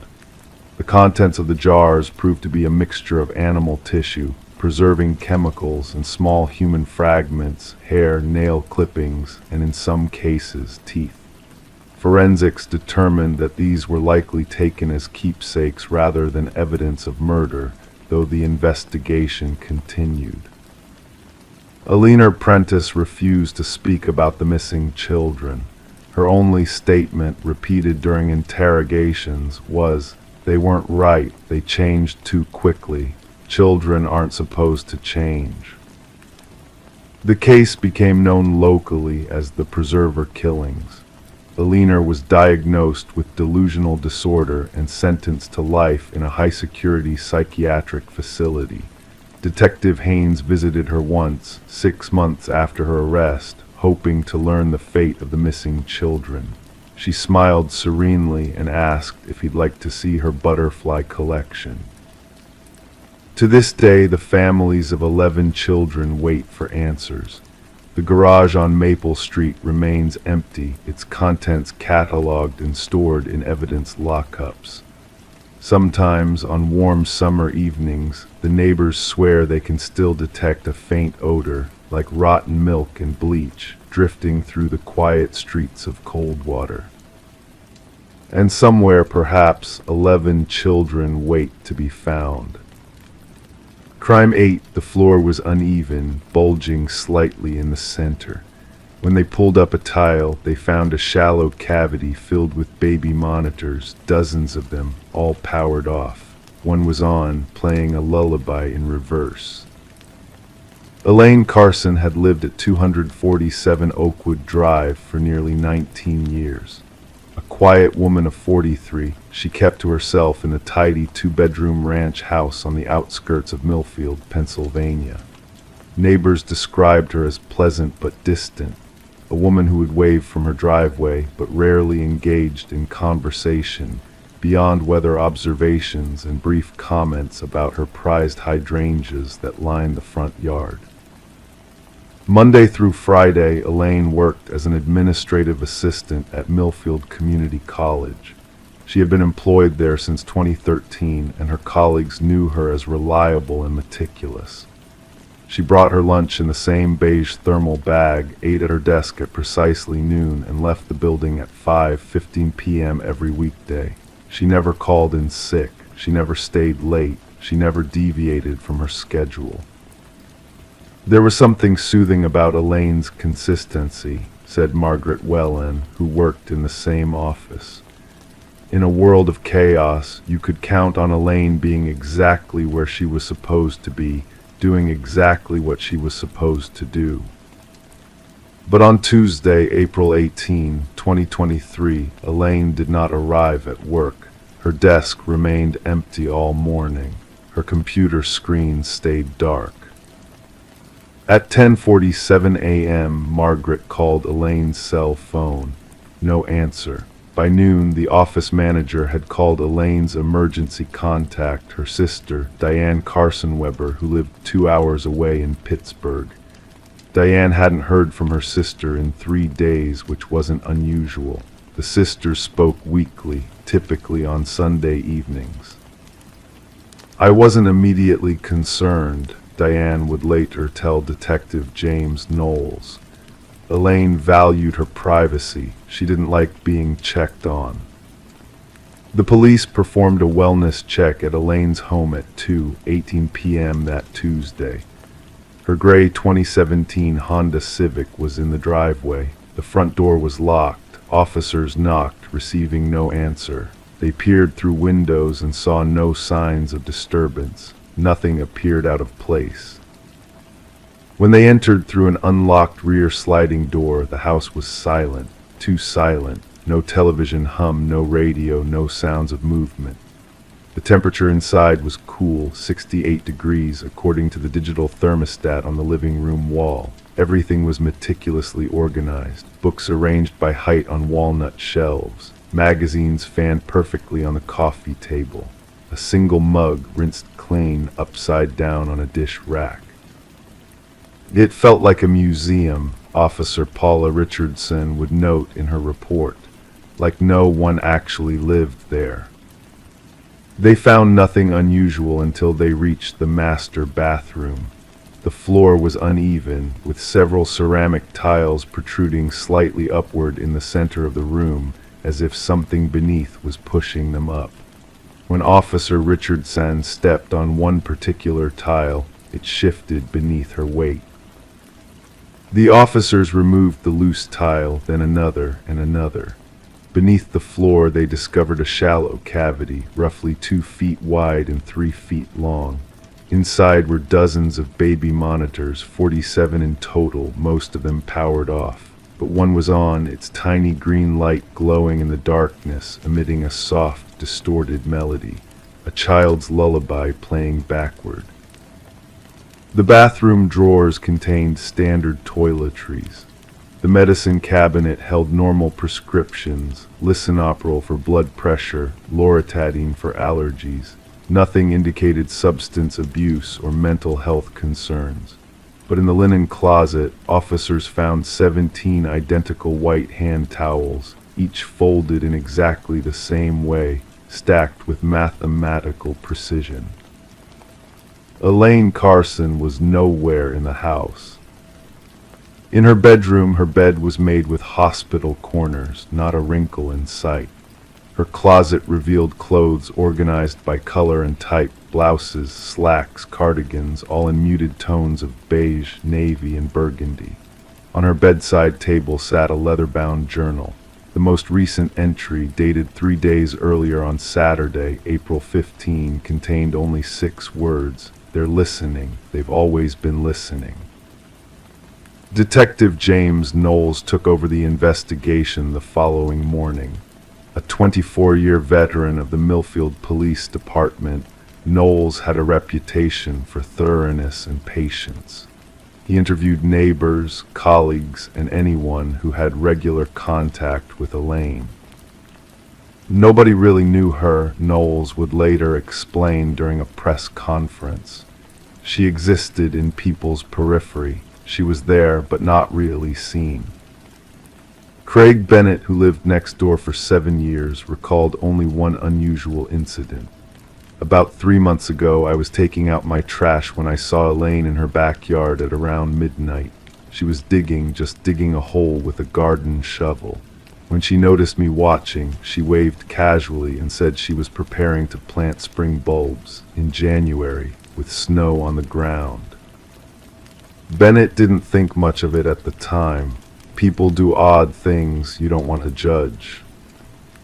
The investigation took an unsettling turn when technicians examined the baby monitors found beneath the bathroom floor.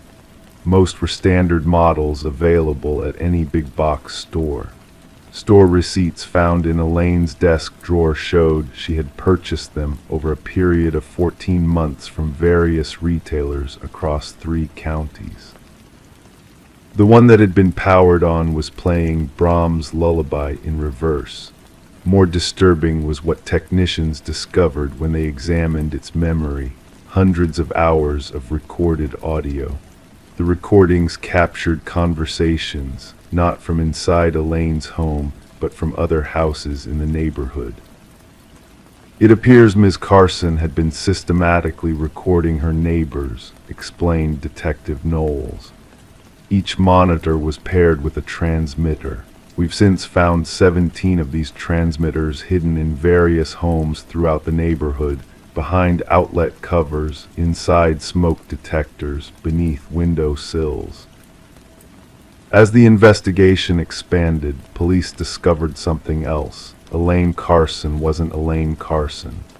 Fingerprint analysis revealed her true identity to be Amanda Reeves, who had disappeared from her home in Traverse City, Michigan, in 2004 at the age of 24.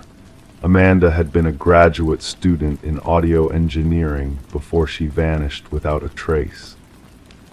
Her disappearance had coincided with a series of break-ins across Traverse City where nothing was stolen, but residents reported strange occurrences. Furniture slightly rearranged, food items moved in refrigerators, and in several cases, electronic devices that suddenly picked up phantom voices. Detective Knowles led a thorough search of the property.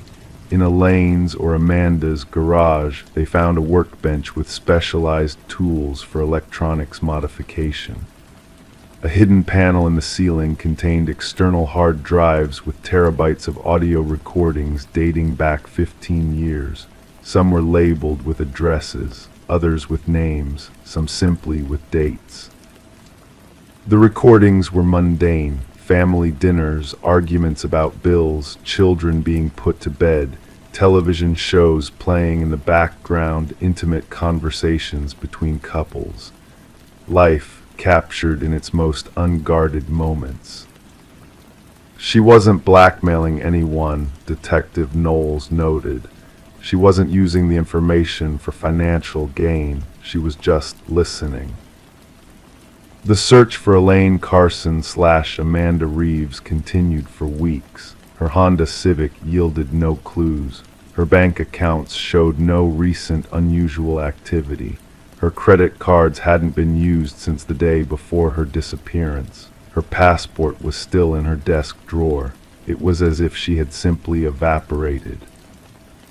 Then, 34 days after Elaine vanished, a package arrived at the Millfield Police Department addressed to Detective Knowles. Inside was a USB drive containing a single audio file, a 20-minute recording of Elaine's voice. "I've been listening to others my entire life," the recording began, her voice calm and measured. "I started when I was a child, the neighbors fighting, the babysitter on the phone with her boyfriend, my parents whispering after they thought I was asleep. People say such interesting things when they think no one is listening."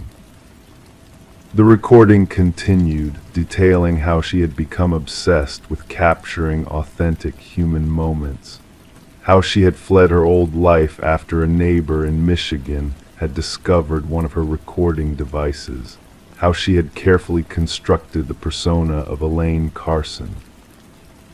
"I never meant to harm anyone," she explained. "I just wanted to hear the truth. Everyone performs when they know they're being watched or heard. I wanted reality, raw and unfiltered." The recording ended with, "By the time you hear this, I'll be gone, not dead, just gone, starting over, listening to new voices. Remember to check under your bathroom tiles. Remember that someone is always listening." Authorities searched nationwide but found no trace of the woman who had been Elaine Carson. The case remained officially open but inactive. The neighbors whose privacy had been violated struggled with the revelation. Some moved away. Others obsessively checked their homes for listening devices. Trust in the community was fractured. Diane Carson Weber, who had believed for 19 years that Elaine was her sister, was left to reconcile her memories with this new reality. "I don't know who I was talking to all those years," she said, her voice hollow. "Every Sunday night phone call, every Christmas visit, was any of it real?" The bathroom in the house on Oakwood Drive was renovated by the next owners, the tiles replaced, the cavity filled with concrete. But sometimes, when the house is quiet late at night, the new residents swear they can hear a faint melody playing backward, a lullaby drifting through the walls from nowhere at all. As for the woman who called herself Elaine Carson, some say she simply became someone new in some new town, listening to new voices. Detective Knowles keeps a single baby monitor in his desk drawer. Sometimes, when the office is empty, he turns it on, wondering if someday someone might be listening from the other end. Crime 9, an old wooden chair faced the mirror at perfect distance, bolted into the floor unmoving. A headrest had been added, padded with foam. Written in dust on the glass, "She only visits when you sit still."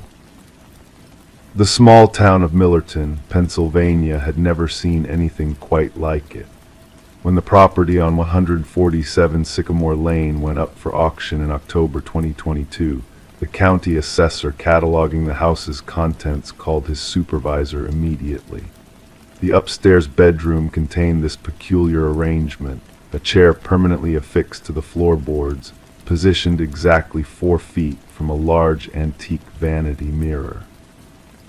Most disturbing was how the chair had been modified with leather straps attached to the armrests and a crude neck support added to the back. Rebecca Thorne had lived alone in the house for 37 years. Neighbors described her as a polite but intensely private woman who taught piano lessons until her retirement in 2014. After her death from natural causes at age 78, distant relatives in Ohio inherited the property but showed little interest beyond selling it quickly. No one had expected the strange shrine-like setup in what appeared to be a guest bedroom. She kept to herself but wasn't what you'd call eccentric, said Martin Geller, who had lived across the street for over 20 years. She'd bring over zucchini bread in the summer, normal stuff, but I can't say I was ever invited past her living room. Police Detective Leanne Mercer was called to examine the bedroom after the county clerk reported the disturbing find. She recalled her first impression of the scene. It wasn't obviously criminal, but something felt ritualistic about it. The precision was unsettling. The chair wasn't just bolted down, it was fixed at a mathematically exact distance from the mirror, and the dust writing on the mirror. That suggested a belief system or delusion we needed to understand. The dust writing appeared to have been refreshed regularly over many years, with traces of older identical messages visible beneath. Forensic analysis later confirmed the message had been rewritten dozens, possibly hundreds of times.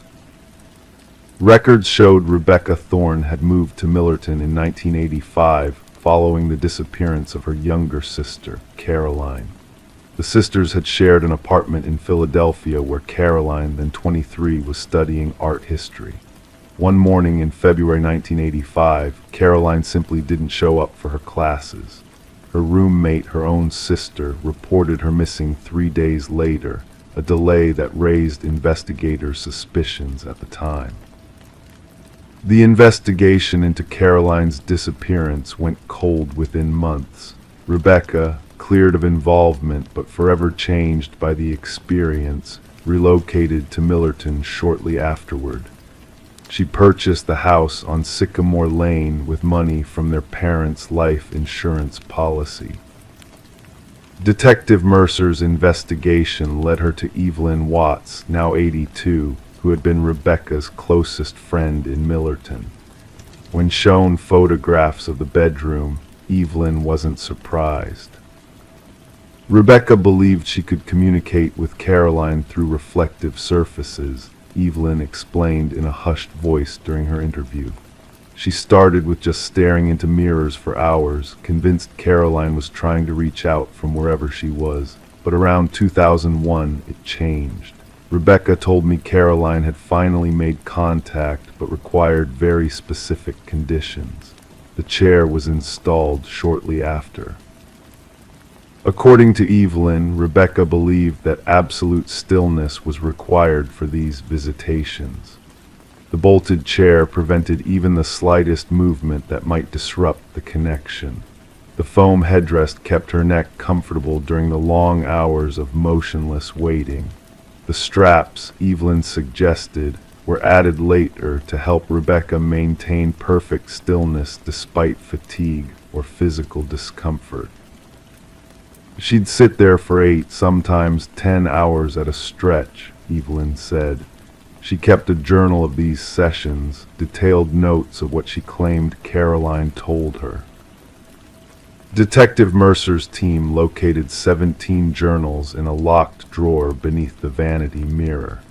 The handwriting in the early volumes was neat and organized, but became increasingly erratic over time.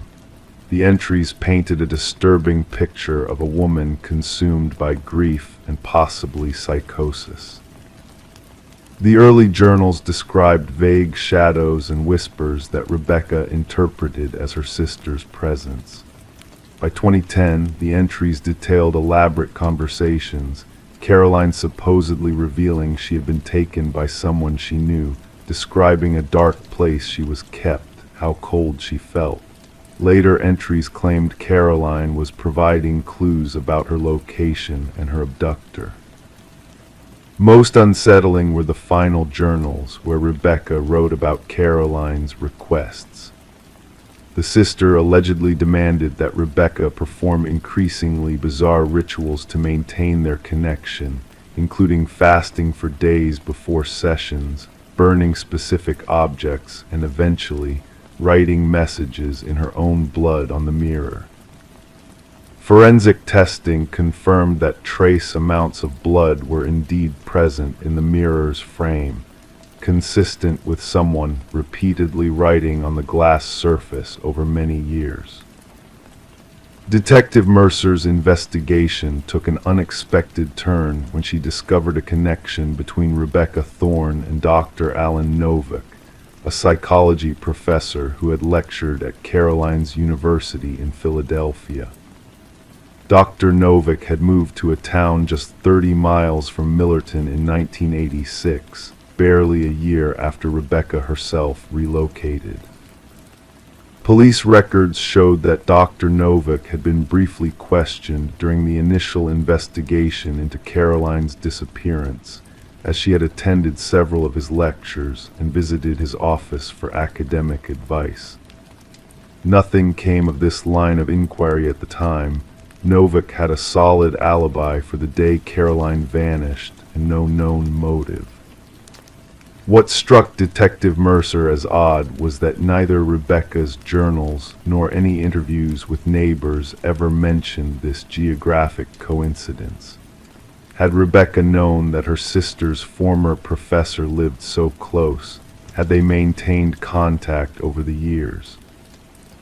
When Detective Mercer visited Dr. Novick, now 78 and suffering from early-stage dementia, his wife insisted he had never mentioned knowing either of the Thorne sisters. Yet in his study, Mercer noticed a small framed photograph partly hidden behind family pictures, a young woman who bore a striking resemblance to Caroline Thorne based on the missing person photos from 1985. Further investigation revealed that Dr. Novick had taken a sabbatical exactly when Caroline disappeared, supposedly to work on a book that was never published. Financial records showed unusual cash withdrawals during this period and the purchase of construction materials for what his wife believed was a study renovation. The most damning evidence came from Rebecca's final journal.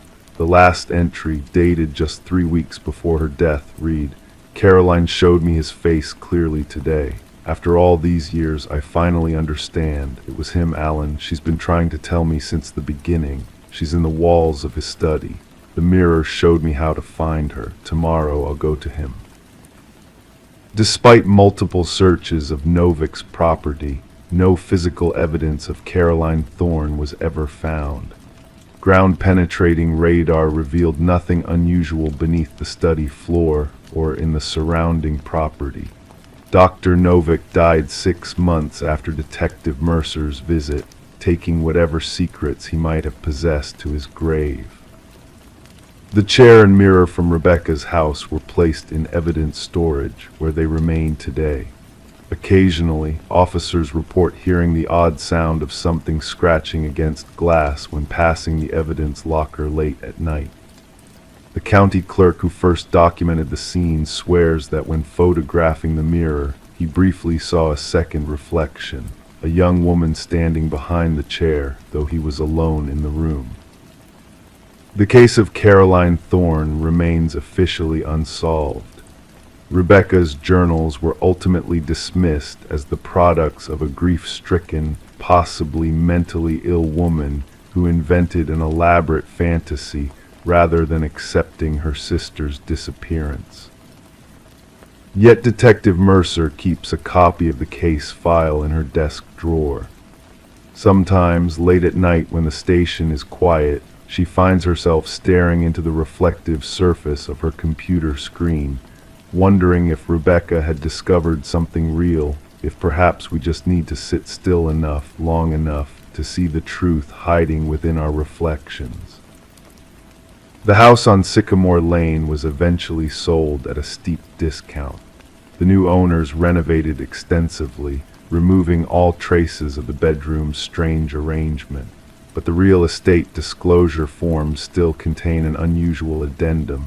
Properties with mirrors exceeding 3x 4 feet may experience unexplained optical phenomena. Homeowner assumes all psychological liability. Story 10. They stumbled upon it in the attic, concealed beneath a worn-out blanket. A porcelain doll, fragile and aged, with its painted blue eyes wide open and unmoving. Neither Sarah nor Michael had any recollection of seeing it before. They dismissed it with a chuckle, a mere overlooked relic. Yet that night, as they settled under their covers, a peculiar sensation lingered in the air. The stillness seemed to stretch endlessly. And come morning, the doll had vanished from the attic, now perched at the foot of their bed. Sarah and Michael, a young couple, had acquired the Victorian house through auction, captivated by its intricate woodwork and enigmatic allure, despite whispers of its troubled past. They were drawn to the stories woven into its very foundation, unaware that they would soon become entwined within its narrative. Detective Rachel Winters received the call on a crisp autumn day. The female victim had been discovered in the master bedroom, her body arranged in an unnatural stance, limbs contorted at precise angles, eyes wide with fear etched upon her face. The male victim was found in the hallway as if attempting to flee. The scene was pristine, no signs of forced entry, no hint of a struggle beyond the final moments. "The positioning is intentional," Detective Winters murmured, her voice barely a whisper as she spoke into her recorder, while crime scene photographers meticulously documented every detail. The female victim seems staged, like a doll plucked from a display case. The investigation commenced with thorough interrogations of neighbors. An elderly woman recounted glimpsing a shadow flitting behind an upstairs window when the couple should have been away at work.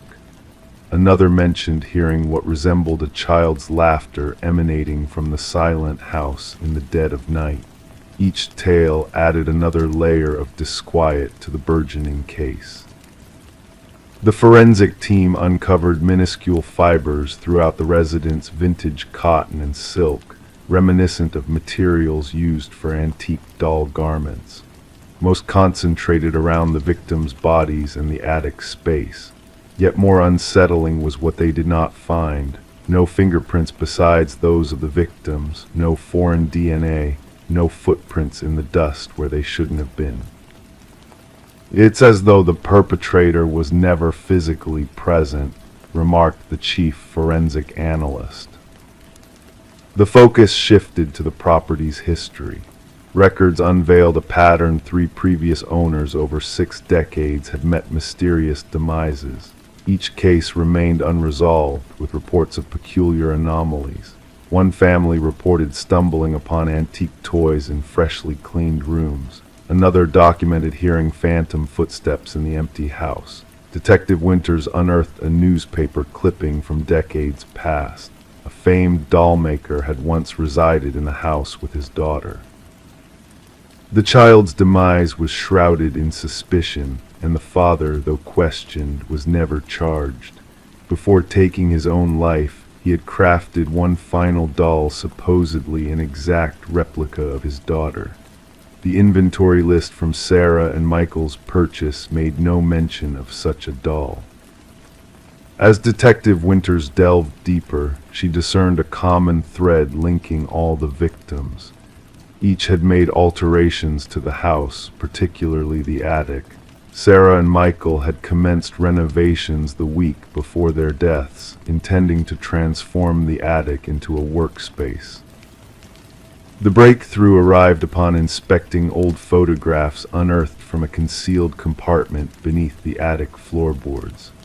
Black and white images depicted the dollmaker with his collection, with one doll standing out identical to the one described in initial reports, the one discovered by Sarah and Michael. In the photographs, the doll appeared in varying poses, almost as if it moved between shots taken moments apart. Infrared scans of the walls unveiled a chilling revelation: tiny, unseen handprints trailing from the attic to the master bedroom, along with a peculiar residue identified as porcelain dust blended with unidentifiable organic matter. The case took an unexpected turn when Detective Winters interviewed a distant relative of the dollmaker. The woman divulged family lore about the dollmaker's use of unconventional materials and techniques, allegedly incorporating human elements to infuse life into his prized creations. She spoke of rituals performed to bind spirits to objects, wisdom the dollmaker had acquired during his travels abroad. The most flawless dolls, she murmured, were never intended as mere playthings. Following that revelation, the investigation hit a standstill. No suspects emerged, no conventional rationale aligned with the evidence. The case remained open yet grew cold. Detective Winters requested to retain the doll as evidence, securing it in a locked cabinet at the station. The subsequent morning, officers found her office door slightly ajar, the cabinet emptied. The detective herself was discovered at her desk, bewildered but unharmed, devoid of recollection of the previous night. The security footage showed naught but static during the mysterious hours. The house was auctioned off once more, its tumultuous history driving down the price despite its architectural grandeur. The new occupants found the attic devoid of any presence except for a neatly folded, tattered blanket in the corner. The doll was never recovered, and the deaths of Sarah and Michael joined the roster of unsolved cases occasionally murmured about in the precinct. Some claim to have caught glimpses of it in evidence storage, though inventory checks never confirmed its presence. Detective Winters retired prematurely, citing personal reasons. On her final day, she extracted a solitary item from her personal files, a photograph of the dollmaker with his collection. She sealed it in an envelope labeled "Never Open" and stowed it away. The new owners reported no disturbances, opting to leave the attic undisturbed. Yet on tranquil evenings, neighbors would report glimpsing a faint shadow behind the attic window and hearing what appeared to be a child's soft laughter. Story 11. The aging library faced its fate of demolition. The workmen nearly finished dismantling its walls when a serendipitous stumble uncovered a concealed latch within a dusty bookshelf. With a soft click, the entire structure swung open, revealing a narrow passageway leading to a forgotten chamber. The air within was heavy, stagnant with the weight of time. In the center of the barren room sat a solitary chair, firmly bolted to the floor. And etched repeatedly on the walls in desperate script, the haunting words echoed, "I am still here." The foreman overseeing the demolition swiftly contacted the authorities. What had begun as a routine task now took a sinister turn. Detective Morgan Walsh, a seasoned investigator with 2 decades of experience, found himself facing a scene unlike any he had encountered before. Standing at the threshold, his flashlight pierced the darkness, casting an eerie glow on the chilling message that adorned the walls. "Secure the area," Walsh commanded the officers, his voice reverberating in the confined space. "No one disturbs a thing until the forensics team arrives." The library's history added layers of intrigue to the unfolding mystery. Once owned by the prominent Harrington family, the library had been bequeathed to the public following the mysterious disappearance of their daughter, Rebecca. Vanishing during her final year of college, leaving behind only an abandoned car near the woods, Rebecca's fate had remained an unsolved enigma. As forensic experts meticulously combed through the hidden chamber, they unearthed hair and fiber samples embedded in the chair, while the scratches on the wall harbored traces of blood and skin cells beneath the layers of neglect. Initial analysis hinted at a young female origin for the biological material.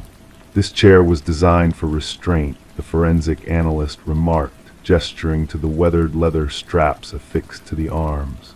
The occupant put up a fierce struggle. Walsh mobilized a team to delve into the enigmatic history of the Harrington family. The timing of the library's donation after Rebecca's disappearance struck a dissonant chord in his mind. A deeper probe unveiled a disturbing connection. The contractor who installed the bookshelf leading to the hidden room had exclusively worked for Maxwell Harrington, Rebecca's uncle and the family's patriarch. Financial records hinted at exorbitant payments to the contractor, far exceeding standard renovation costs. Interviews with former library staff painted a picture of ignorance regarding the secret space, except for one elderly librarian who recalled Maxwell's peculiar affinity for that secluded corner of the building after hours. Maxwell insisted that area remain untouched during renovations, she recounted to the investigators. He claimed it held historical significance that must be preserved. The investigation took a chilling turn when DNA analysis confirmed the genetic match between the samples from the hidden room and Rebecca's hairbrush found in her old bedroom. The grim timeline began to unfold. Rebecca had not fled. She had been imprisoned behind the bookshelf, possibly by a member of her own family.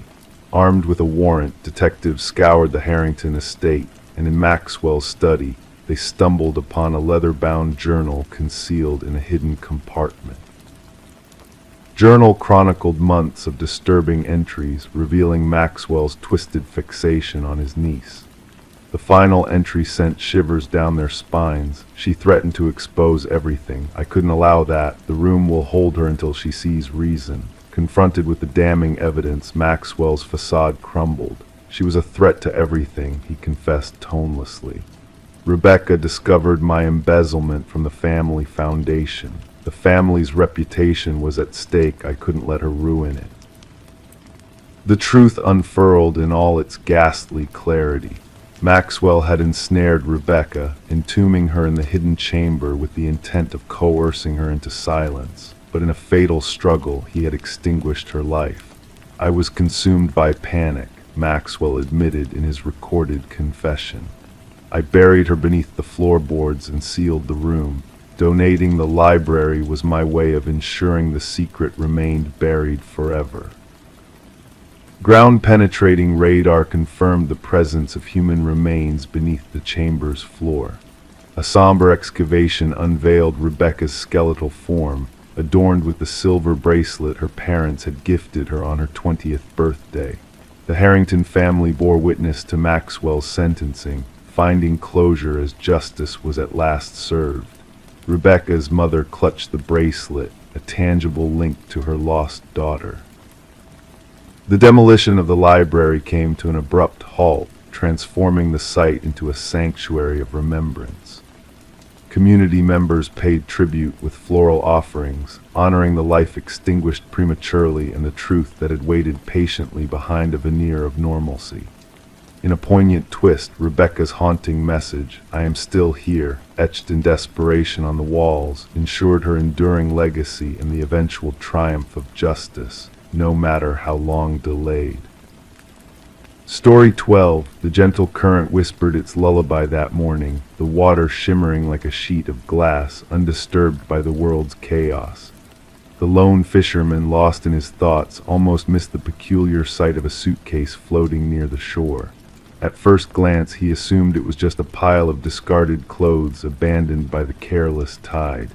But as he approached, a foul smell crept into his senses, thick, suffocating, impossible to ignore.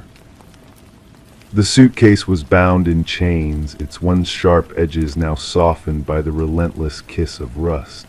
When the authorities pried it open, they were met not by garments, but by a haunting sight. Long strands of hair intertwined with fingers frozen in a final grasp, and at the very bottom, a chilling note whispered, "This isn't the first." Detective Sarah Mercer, shrouded in a veil of mystery, pressed a delicate handkerchief to her nose as she surveyed the somber scene. The victim, a woman in her mid-30s with dark locks and now pale skin, bore the marks of her watery journey.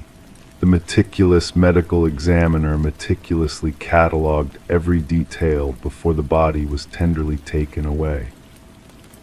It wasn't the gruesome manner of disposal that gripped Mercer's mind, but the eerie reverence with which the victim had been prepared. Manicured nails, freshly styled hair, adorned in luxurious attire. She wasn't brought here to be killed, Mercer mused softly, her gaze fixed on the tranquil waters caressing the muddy bank. She was arranged like a macabre exhibit. The victim was identified as Catherine Walsh, a real estate agent renowned for her dealings in exclusive properties. Divorced, childless, she dwelled in solitude within the embrace of an upscale neighborhood. Her colleagues painted a portrait of ambition, precision, and secrecy. Her disappearance had been flagged by her assistant when she failed to grace a crucial showing for affluent clients. She wouldn't miss that appointment, the assistant insisted, her voice unwavering during interrogation. That sale would have been her crowning achievement. The investigation unfurled within Walsh's modernist abode, everything pristine, almost unnaturally perfect. Designer pieces arranged with almost mathematical precision. Not a speck of dust dared to mar any surface.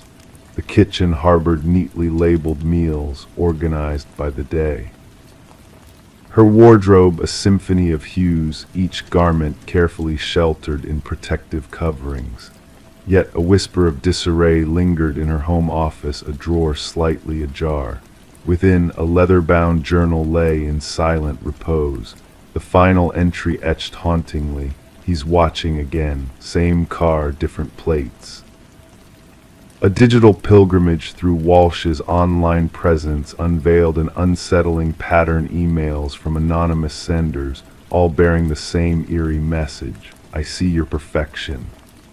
Sent with chilling regularity, each missive a chilling echo of the other.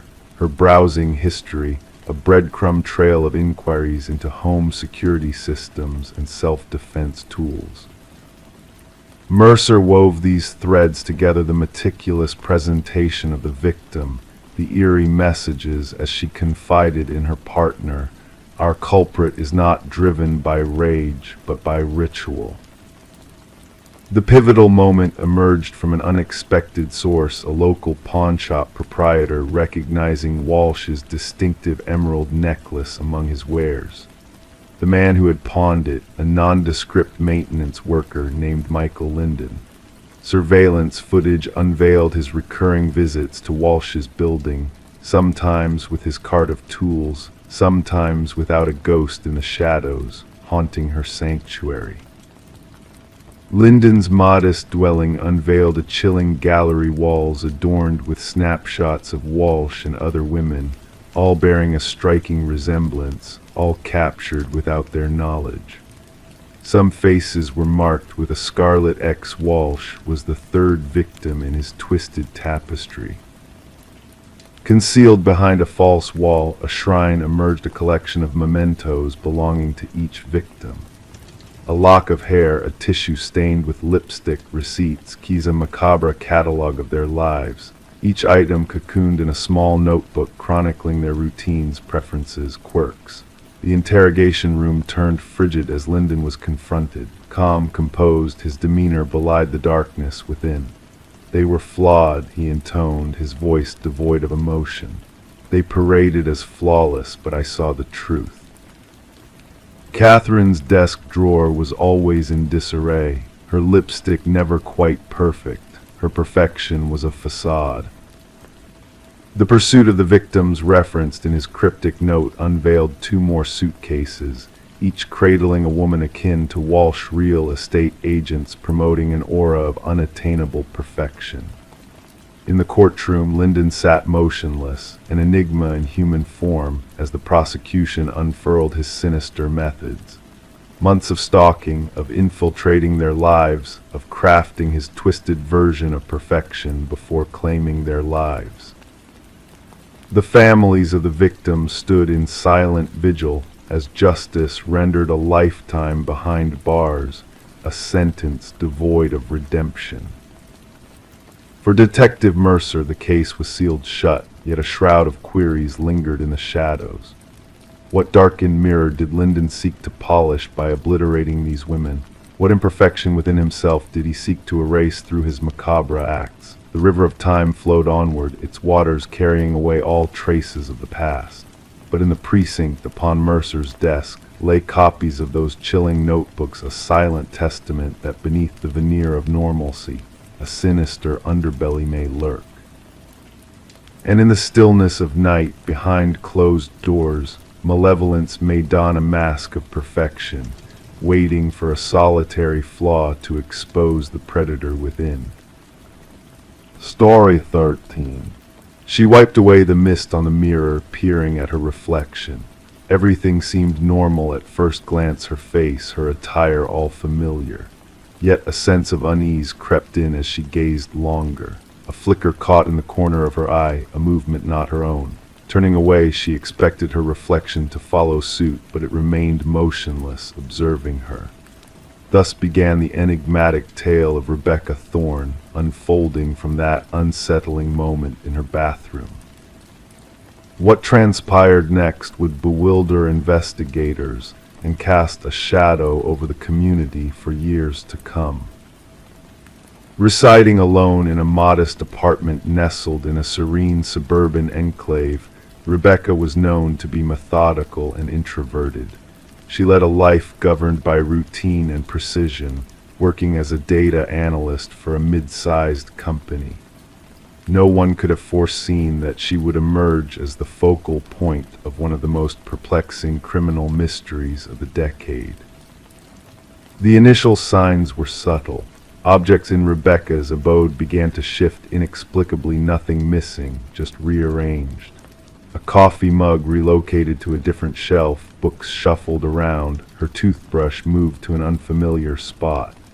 Initially dismissing these occurrences as lapses of memory induced by long hours spent immersed in spreadsheets under harsh fluorescent lights, Rebecca slowly grew unsettled.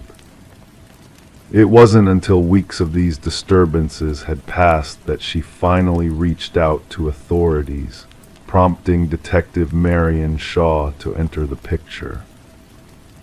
Upon the first assessment, the situation seemed devoid of criminal intent, more suited for mental health services than law enforcement. With no concrete evidence, no signs of forced entry, missing items, or broken locks, Shaw categorized it as a non-priority case.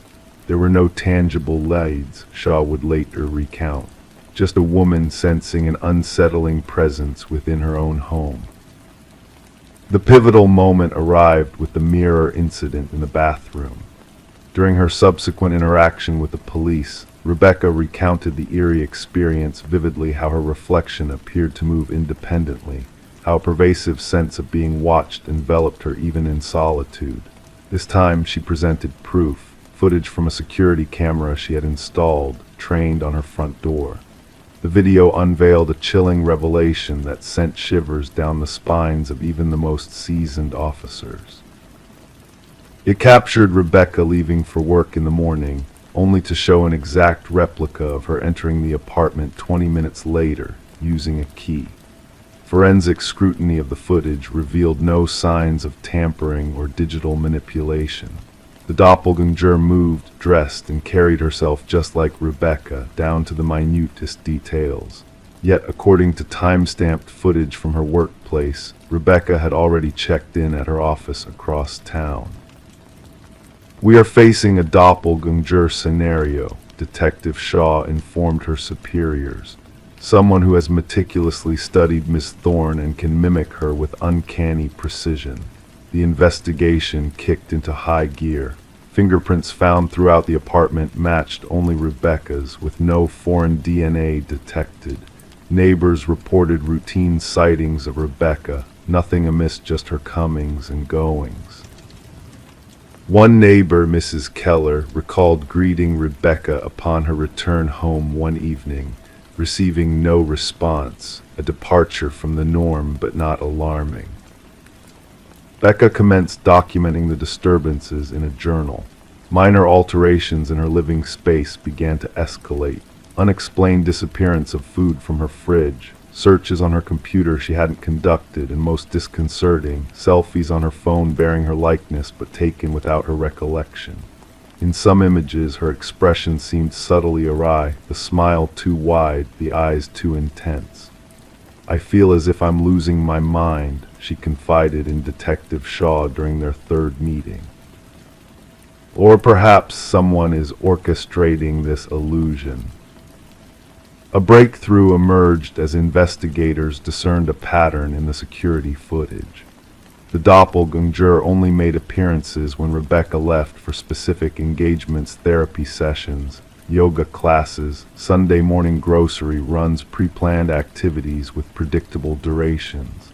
"Someone intimately knows your schedule," Shaw elucidated. "This isn't arbitrary, it's a calculated form of surveillance and infiltration." A forensic psychologist postulated that they were dealing with a fixation case, a person fixated on assuming Rebecca's identity, gradually aiming to supplant her entirely. Though uncommon, such cases had been documented in psychological annals. The perpetrator typically experienced a psychological rupture, fixating on a victim embodying traits they desired: stability, beauty, success, normalcy. The focus of the investigation narrowed when Rebecca mentioned a former colleague, Lily Winters, who had been terminated due to escalating erratic behavior. Lily had worked closely with Rebecca, often remarking on the similarities between them. Post-dismissal, she had sent Rebecca a series of unsettling emails, one of which read, "We could be twins. Sometimes I feel I'm more you than you are." Armed with a search warrant, Detective Shaw and her team scoured Lily's residence. A discovery awaited them that would elevate the case from disconcerting to chilling. One room in Lily's abode had been transformed into a shrine-like replica of Rebecca's bedroom. The walls were adorned with countless images of Rebecca, captured unknowingly while entering her apartment, shopping, socializing. The closet harbored replicas of Rebecca's clothing, makeup from her preferred brands lined up on a vanity, accompanied by meticulous notes detailing her mannerisms, speech patterns, and daily routines. The most damning evidence surfaced in the form of practice videos, where Lily emulated Rebecca's gait, gestures, and expressions. The evolution was clear. Initial attempts were clumsy and overt, later ones nearly indistinguishable from the genuine article. "She aspired to inhabit my skin," murmured Rebecca upon viewing the evidence. "She wasn't merely imitating me, she was eradicating me." Forensic experts uncovered sophisticated tools for crafting key copies and duplicating electronic access cards. Lily had devised an intricate system to monitor Rebecca's movements, complete with a calendar projecting her schedule in meticulous detail. What eluded investigators was Lily's endgame. Journals unearthed in her residence contained incoherent entries oscillating between first and third person, occasionally alluding to Rebecca as both me and her within the same passage. The final entry sent a shiver down their spines, Soon, only one of us will remain. The stronger version will prevail. When authorities moved to apprehend Lily, she had vanished without a trace. Her abrupt departure was evident in her deserted apartment, drawers left ajar, certain devices missing. A nationwide alert was issued, and Rebecca was relocated to a secure location under constant surveillance. For 3 weeks, every site linked to her former life was under vigilant watch, yet Lily remained elusive. The case took a chilling twist when a security guard at Rebecca's former workplace reported an anomaly. Despite being on leave and under protection in a guarded safe house, Rebecca had been spotted entering the building.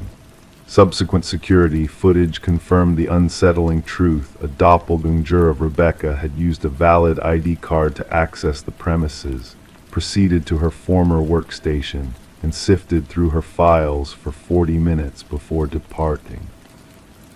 It was an impossibility for Rebecca to be present, raising a chilling realization. Lily hadn't fled, she had enacted her scheme. She had assumed Rebecca's identity, seamlessly stepping into her existence while the genuine Rebecca remained concealed. The case remains unresolved to this day.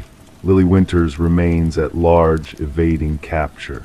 Rebecca Thorne chose not to reclaim her past life, opting for a new identity in an undisclosed location. Detective Shaw retains a photograph on her desk, a snapshot of 2 astonishingly similar women, Rebecca Thorne and Lily Winters. At times, she scrutinizes their features, seeking nuances that would set one apart from the other. The truly petrifying aspect Shaw imparts to fresh recruits isn't someone mirroring your appearance or voice. It's the desire to assume your identity so fervently that they obliterate their own existence in the process. Identity is not merely how we present ourselves to the world, it's what we safeguard most zealously, and sometimes its true value only surfaces when someone endeavors to pilfer it. Story 14. In the quiet stillness of the night, the new tenants of the Victorian-era home, Michael and Sarah Klein, embarked on a journey they never anticipated. It all began innocently enough with what seemed like just peeling wallpaper in the master bedroom. A subtle water stain caught Sarah's eye, a yellowish hue spreading across the floral patterned paper. Curiosity led them to investigate further, peeling back layer after layer, uncovering a hidden story beneath the surface. Beneath the dated paisley and striped wallpaper of decades past, they stumbled upon something unexpected, a name scrawled in dark ink. Eleanor Winters, it read, repeated over and over in a frantic, uneven script that seemed to pulse with an eerie energy. Sarah's fingers traced the name, her voice barely above a whisper as she questioned the identity behind those haunting words. As the night deepened, Michael found himself immersed in a digital search, delving into the depths of the internet in pursuit of answers. Property records yielded no trace of an Eleanor Winters connected to the house, only the name Margaret Cavendish, the enigmatic woman who had sold them the home. But a digital archive revealed a chilling link, a missing persons case from 30 years past, featuring a young woman with dark hair and striking eyes, resembling Margaret in an uncanny manner. Their once serene abode morphed into a nexus of mystery and intrigue, drawing the couple into a web of obsession as they sought closure for a long-forgotten tragedy. Sarah's determination led her to unravel the threads of the past, tracing Margaret Cavendish's brief ownership of the house back to a series of covert transactions and unanswered questions. The retired detective's recollections cast a shadow of doubt over their reality as the pieces of the puzzle began to align in a disconcerting fashion. Forensic teams descended upon their home, meticulously examining the cryptic writings on the wall and unearthing hidden truths buried within the very foundation of the house. Beneath the floorboards of the bedroom closet lay a trove of secrets, a collection of identification cards bearing different names, each bearing the visage of a woman with ever-shifting identities. The revelation of a psychiatric patient named Rebecca Eldridge, entwined with the fate of Alina Winters, sent shivers down their spines as the boundaries between truth and illusion blurred. The excavation of their backyard marked a turning point in the investigation as the remains of Alina Winters emerged from the depths of the earth, a somber confirmation of a long-held secret. Rebecca Eldridge, alias Margaret Cavendish, stood at the threshold of truth and deception, her fractured mind a labyrinth of conflicting personalities and hidden motives. In a moment of reckoning, the walls of the house bore witness to a confession long overdue. Rebecca's fragmented psyche had woven a tapestry of deceit and despair, the scrawled name a testament to a fractured soul seeking redemption in the shadows of her past. As the truth unraveled, justice prevailed, unveiling a tale of tragedy and betrayal that echoed through the halls of the Victorian-era home. For Michael and Sarah, the whispers of the walls became a haunting melody, a reminder of the darkness that lurked beneath the surface of their dream, home a place where the past intertwined with the present in a dance of secrets and revelations. Story 15: The Enigmatic Manor. The new residents of the old Victorian manor didn't think much of the crackling intercom system that came to life in the dead of night. They saw it as a quaint quirk, a relic from a bygone era that had been rewired but left to gather dust in obscurity. It wasn't until one fateful night when the husband, consumed by curiosity, dared to press the button that everything changed. A whisper, faint and ethereal, crackled through the speaker, sending a shiver down his spine. "Why did you come back?" it murmured, a question that seemed to echo from centuries past. Startled, he recoiled, his hands trembling as his wife, standing silently behind him, denied ever speaking those words. The manor, nestled amidst ancient oak trees, exuded an aura of mystery and intrigue. Its exterior, weathered by time, belied the modern elegance within, a juxtaposition that intrigued the new owners, Daniel and Meredith Parker.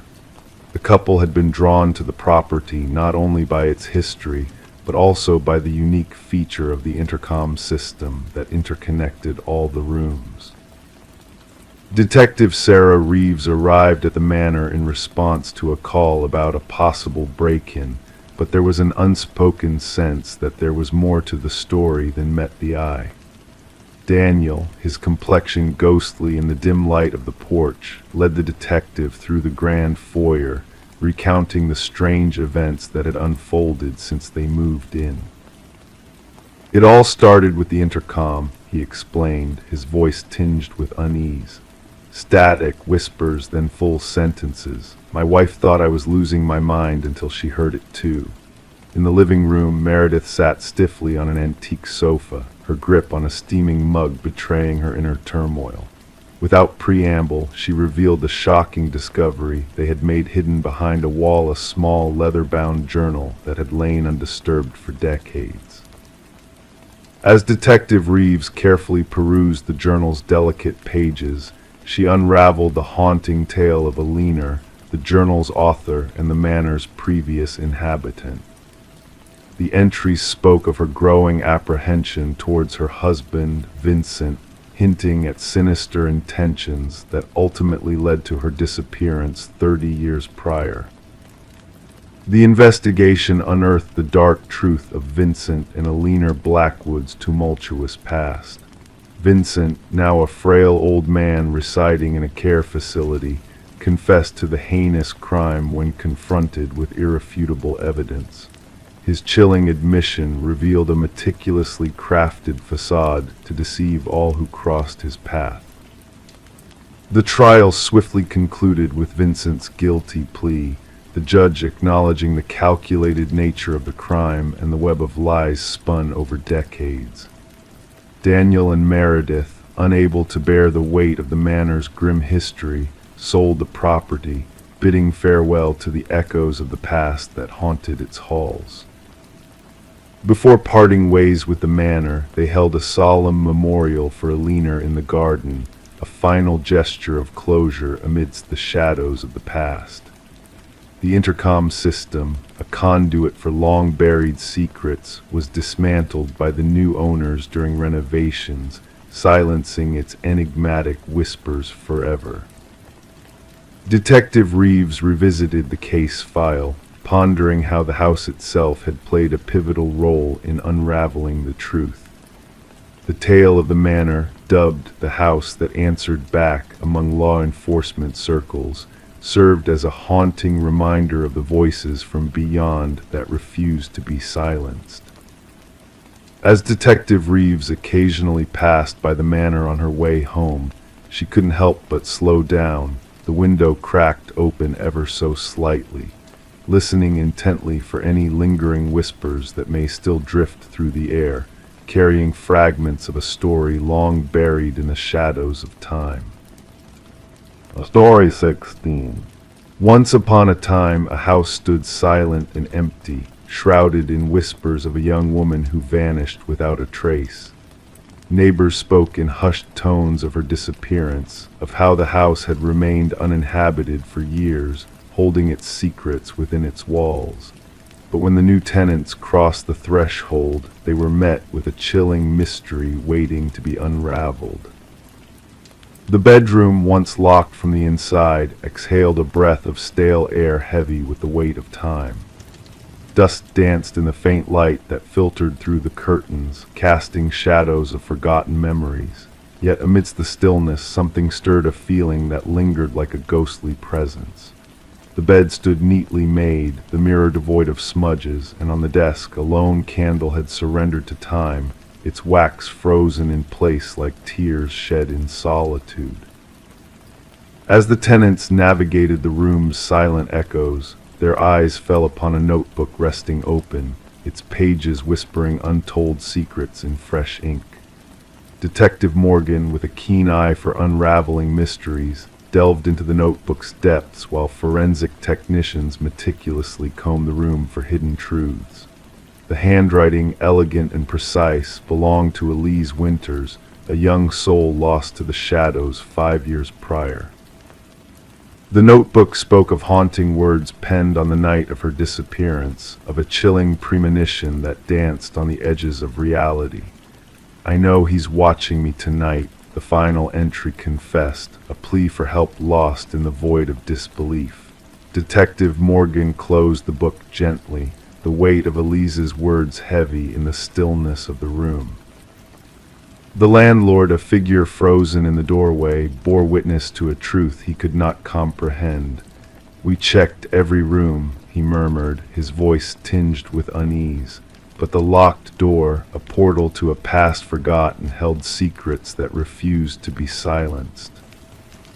Elise, a paralegal with a sharp mind and a quest for justice, had stumbled upon a web of deceit within the corridors of power. Her supervisor's words echoed in the detective's mind, painting a portrait of a woman on the brink of unveiling a truth that threatened to shake the foundations of power. The room, a silent witness to Elise's final moments, yielded little in the way of answers. No signs of struggle, no traces of violence, just a snapshot frozen in time, a moment waiting to be unfurled. The unscented candle, a sentinel of forgotten whispers, held secrets within its blackened wax. Forensic experts unearthed hidden truths as they peeled back layers of deception. Behind a loose floorboard, a revelation awaited a key, a flash drive, and a path to a truth long buried. The documents within spoke of corporate greed, of manipulated data, and a medication tainted by lies. The truth, like a river flowing unseen, led to the doorstep of Vincent Harriman, a man cloaked in shadows of his own making. The evidence, a tapestry woven with threads of deception and betrayal, painted a portrait of a man willing to do anything to protect his secrets. Justice, a silent guardian in the shadows, whispered of its arrival as the pieces of the puzzle fell into place. Through hidden passages and concealed truths, the room bore witness to the unraveling of a sinister plot. Vincent Harriman, a man of power and privilege, stood exposed in the harsh light of truth. The courtroom, a stage for justice long delayed, echoed with the voices of the fallen and the whispers of the past. Elise's mother, a beacon of strength in a sea of darkness, spoke of her daughter's unyielding pursuit of truth, a legacy etched in the silence of her untouched room. The house, a silent sentinel of forgotten dreams, stood empty once more, its walls echoing with the echoes of a young woman's courage. Locals, haunted by the specter of injustice, avoided its gaze after nightfall, a testament to the power of a truth waiting to be found. In the upstairs window, a light flickered like a beacon in the night, a silent tribute to a woman who stood against the shadows of power. Elise Winters, a name etched in the annals of justice, found her peace in the room she never truly left, a testament to the resilience of the human spirit. Story 17. In the old apartment, peculiar sounds echoed through the pipes and floorboards, creating an eerie atmosphere. The new tenant, however, sensed a difference in the noises she heard. The footsteps above her were too steady, too intentional, despite her residing on the top floor. One night, overcoming her apprehension, she tapped the ceiling with a broomstick. The sound ceased abruptly, leaving a lingering silence. Then a solitary knock reverberated from within the ceiling. Sarah Coleman chose to keep the knocking episode to herself, attributing it to the building's settling or a possible animal intruder in the attic. As the relentless footsteps continued their haunting routine each night, she adapted by increasing the volume of her TV, sleeping with headphones, doing anything to mask the rhythmic footfalls tracing unseen paths across her ceiling in the darkness. Detective Morris was drawn into the story when a maintenance worker stumbled upon a concealed crawlspace during routine repairs. Removing a section of drywall near Sarah's apartment to repair a leak, the worker uncovered a narrow passage unaccounted for in the building plans.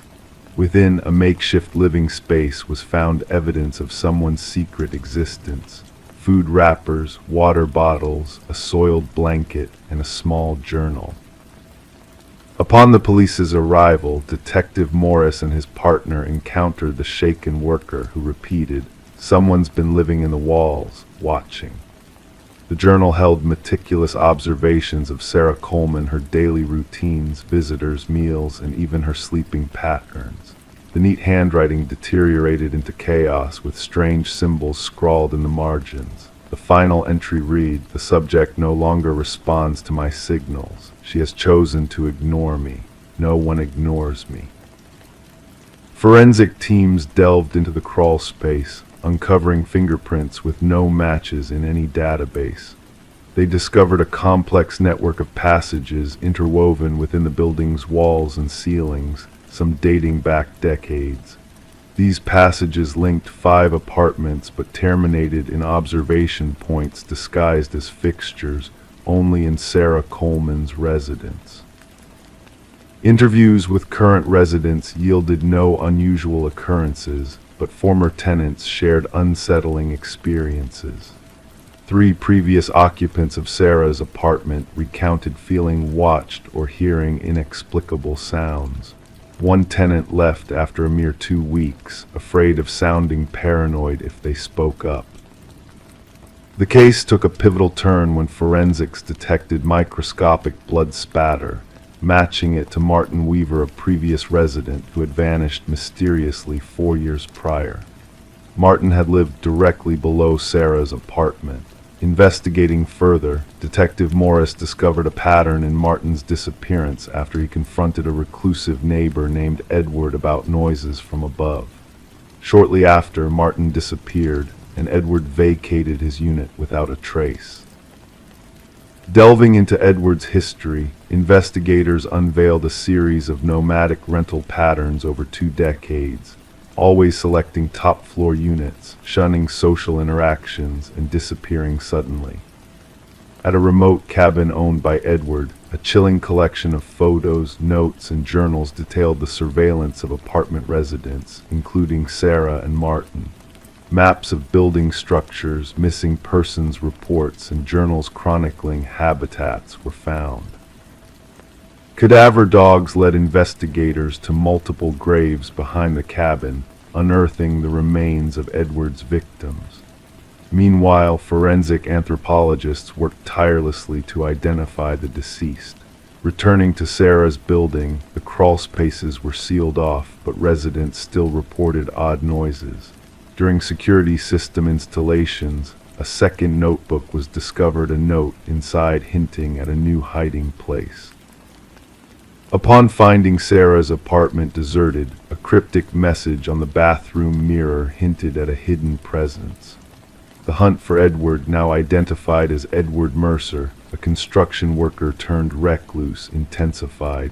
Though thermal scans showed no current occupancy in the walls, Sarah remained missing, her case intertwined with similar disappearances across state lines. Detective Morris, haunted by the thought of Sarah's solitary nights, contemplates the chilling echoes of those footsteps above her. The unsettling notion of someone unseen listening and waiting pervades his thoughts, and as he sits alone in his home, he too finds himself gazing up at the ceiling, pondering the silent watchers in the shadows. Story 18. The real estate listing made no mention of a basement. The blueprints remained silent on the matter. Yet as the family unraveled the worn carpet, a hidden door revealed itself, adorned with a heavy, rusted handle. It took the combined effort of 3 to pry it open, releasing a wave of stale air thick with the scent of damp earth. Descending steps beckoned them into the darkness below. Anticipating storage space, they were met instead with a solitary chair beneath a swaying light bulb, casting shadows that danced across the walls, adorned with a row of photographs of them. The Mercer family had settled into the suburban home during the bleak winter months, where shadows lingered longer and the trees stood bare against the cold sky. The aged 2-story structure exuded character and history, a narrative they had eagerly embraced. Little did they foresee the depth of history woven into the very fabric of their new abode, or how violently it would intertwine with their present. Detective Sarah Connors arrived at the scene alongside her partner, the crime scene unit already at work, enclosing the area with fluttering yellow tape. Mrs. Mercer's voice trembled over the phone as she recounted the unsettling discovery hidden beneath their living room floor. "We must document everything before anyone else ventures down there," Connors directed, slipping on latex gloves with practiced ease. The flashes of the camera illuminated the stairwell in sporadic bursts as the forensic team meticulously recorded the scene.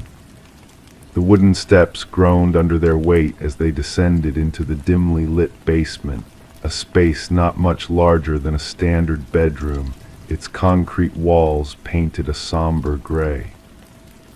The solitary chair bolted to the floor took center stage beneath the harsh glow of the bare bulb above.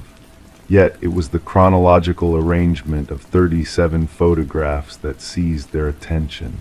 "These date back nearly 4 weeks," remarked Connor's partner, scrutinizing the timestamps on the prints. "Look here, Mrs. Mercer asleep on the couch, Mr. Mercer at the kitchen table, the children in their rooms." The investigation unveiled no signs of forced entry, no evidence of theft or vandalism, only a profound invasion of privacy and a disquieting breach of security. Forensics uncovered a multitude of fingerprints, most belonging to previous occupants of the house, which had changed hands numerous times in the past decade without any mention of a basement. As they delved deeper into the house's history, the case took on an increasingly sinister tone. Inconsistencies marred the property records, with blueprints altered between sales, permits withdrawn, and inspection reports redacted. The pivotal moment came during an interview with the contractor responsible for the house's renovation 7 years prior. His pallor drained at the sight of the basement photos. "That room is non-existent," he asserted, hands trembling. "I gutted that space to its core." There was no basement, no door, nothing beneath the living room but soil and concrete. Digital forensics uncovered a treasure trove of images from a concealed memory card within the light fixture. Hundreds of snapshots adorned the evidence board, not just of the Mercers, but of past families as well. Children slumbering, parents bickering, intimate moments captured in time. The gravity of the case intensified with the recovery of audio files from a weatherproof box secreted in the basement.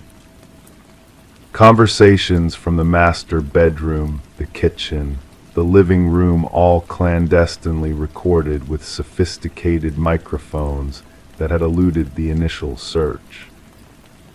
"We must dissect every wall," Connors urged with palpable urgency. "Inspect the air vents, light fixtures, electrical outlets. The perpetrator has been surveilling these families for years." Beyond the photograph-covered wall, investigators unearthed a narrow passage leading to a monitoring station, a desk, a chair, a laptop linked to wireless cameras, and a journal brimming with meticulous observations on each family that had dwelled within the house. Their routines, their conflicts, their vulnerabilities, all meticulously chronicled. The journal's script bore a striking resemblance to that of Edward Kelvin, the house's original builder who, according to records, had perished during its construction under suspicious circumstances. The final entries veered into paranoia, with recurring phrases like "they never look down" and "they never see me." The last page ominously proclaimed, "The next family arrives tomorrow."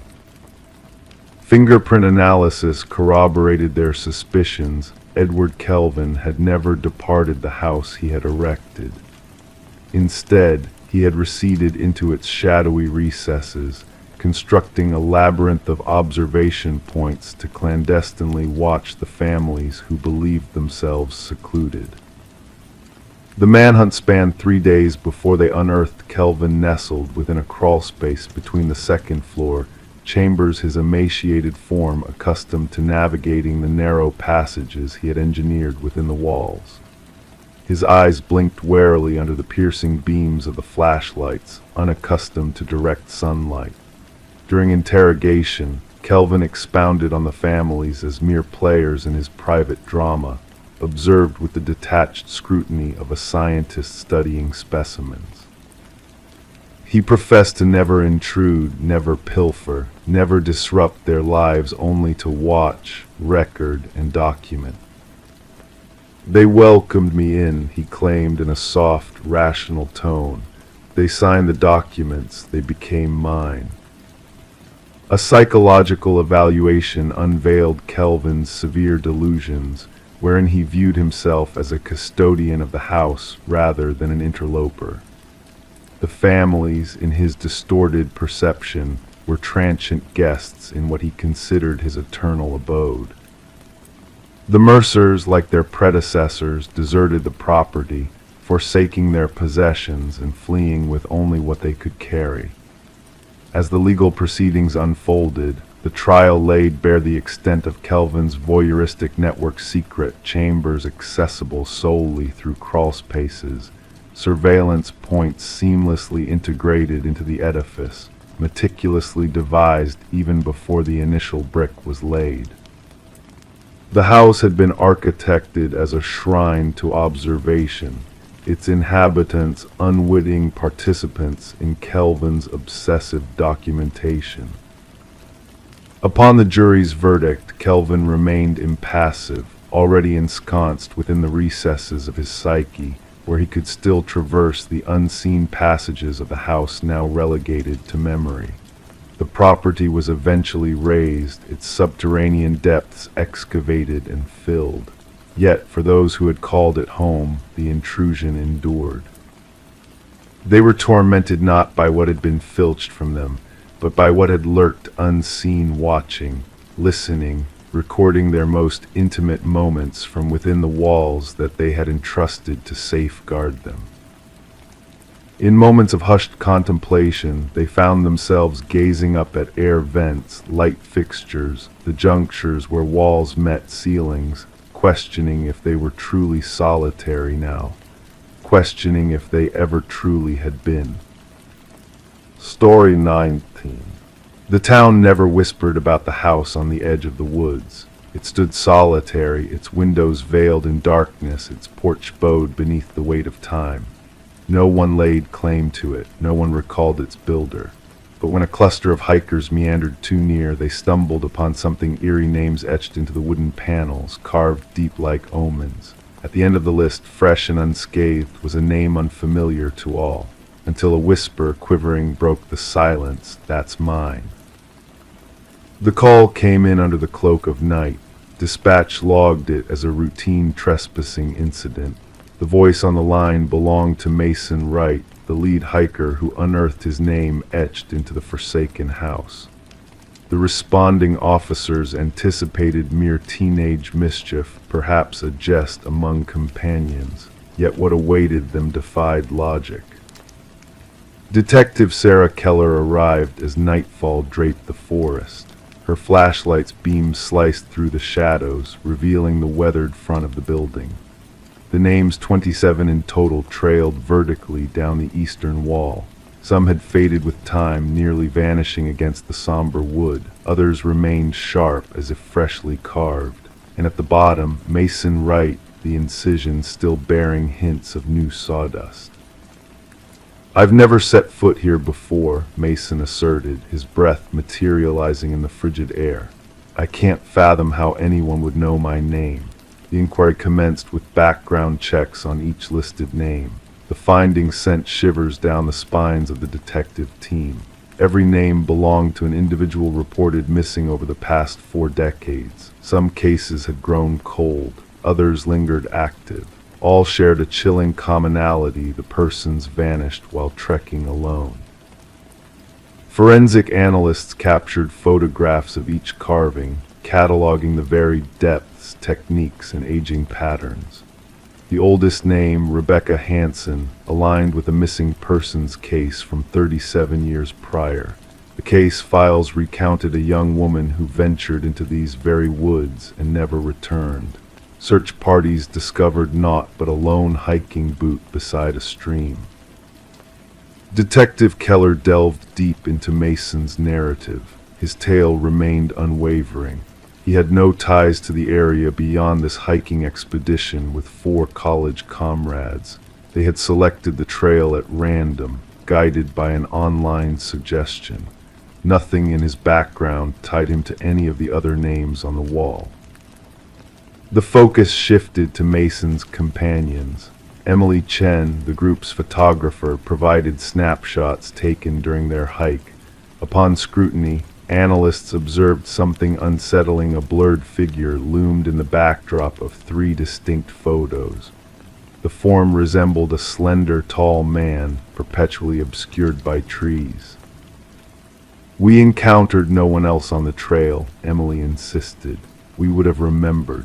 Detective Keller mandated a search of the house's interior. The edifice appeared deserted. Dust draped every surface. Furniture lay shattered and strewn. However, in the basement, officers stumbled upon a disconcerting tableau.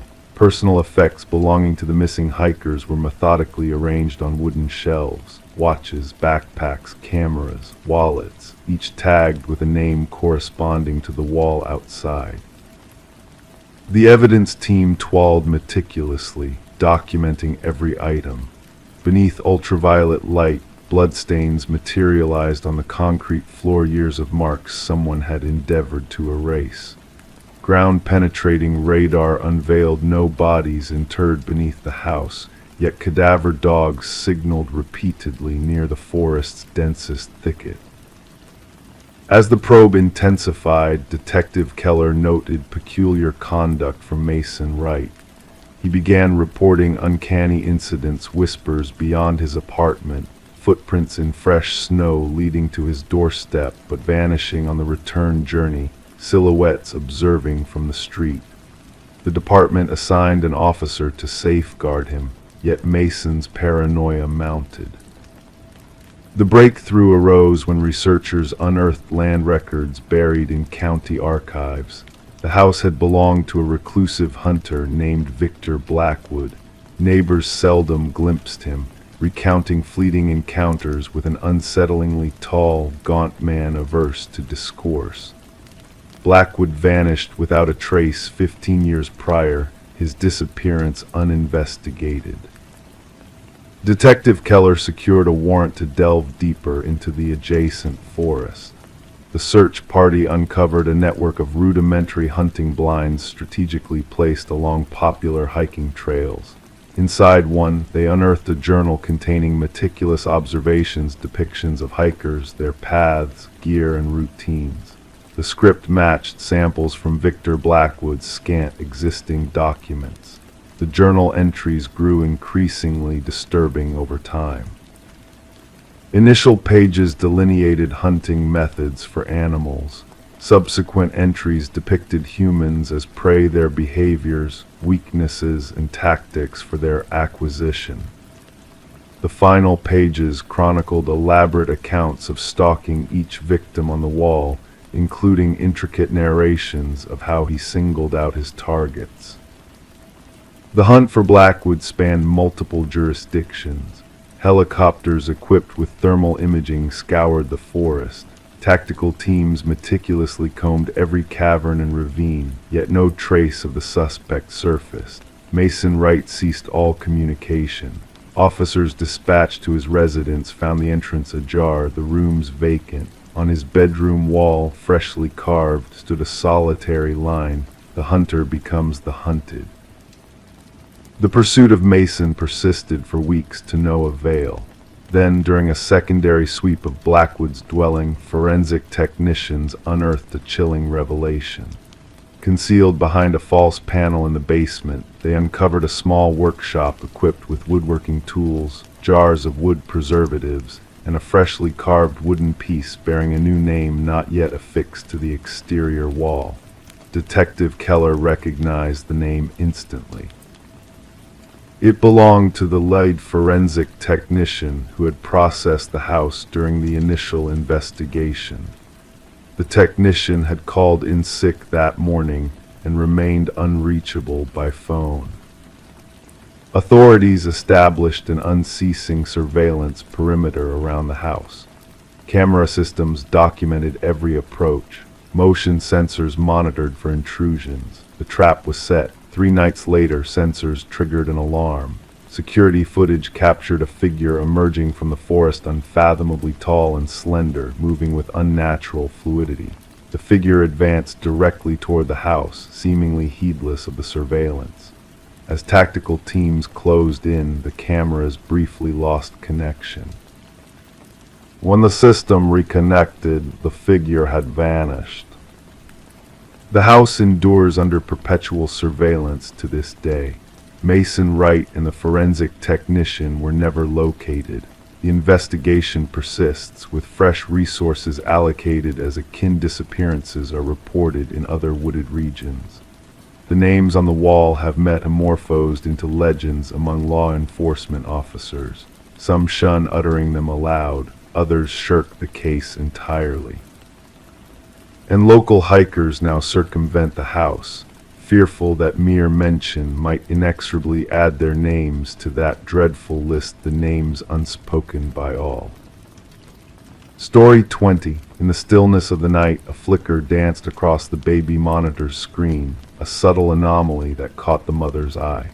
Initially brushed off as mere interference, the glitch soon escalated as the audio crackled with static and a haunting voice whispered, "SHHH, go back to sleep."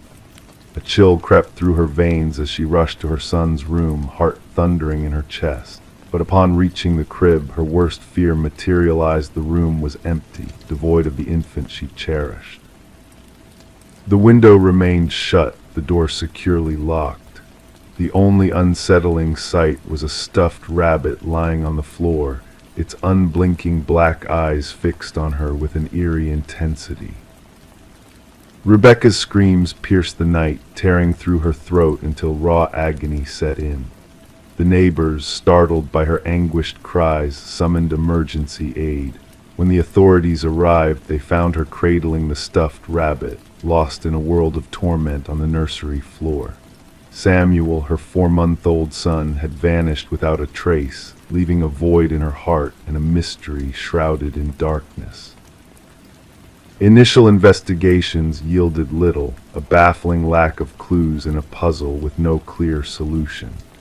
No signs of forced entry marred the home. The security system stood vigilant throughout the night.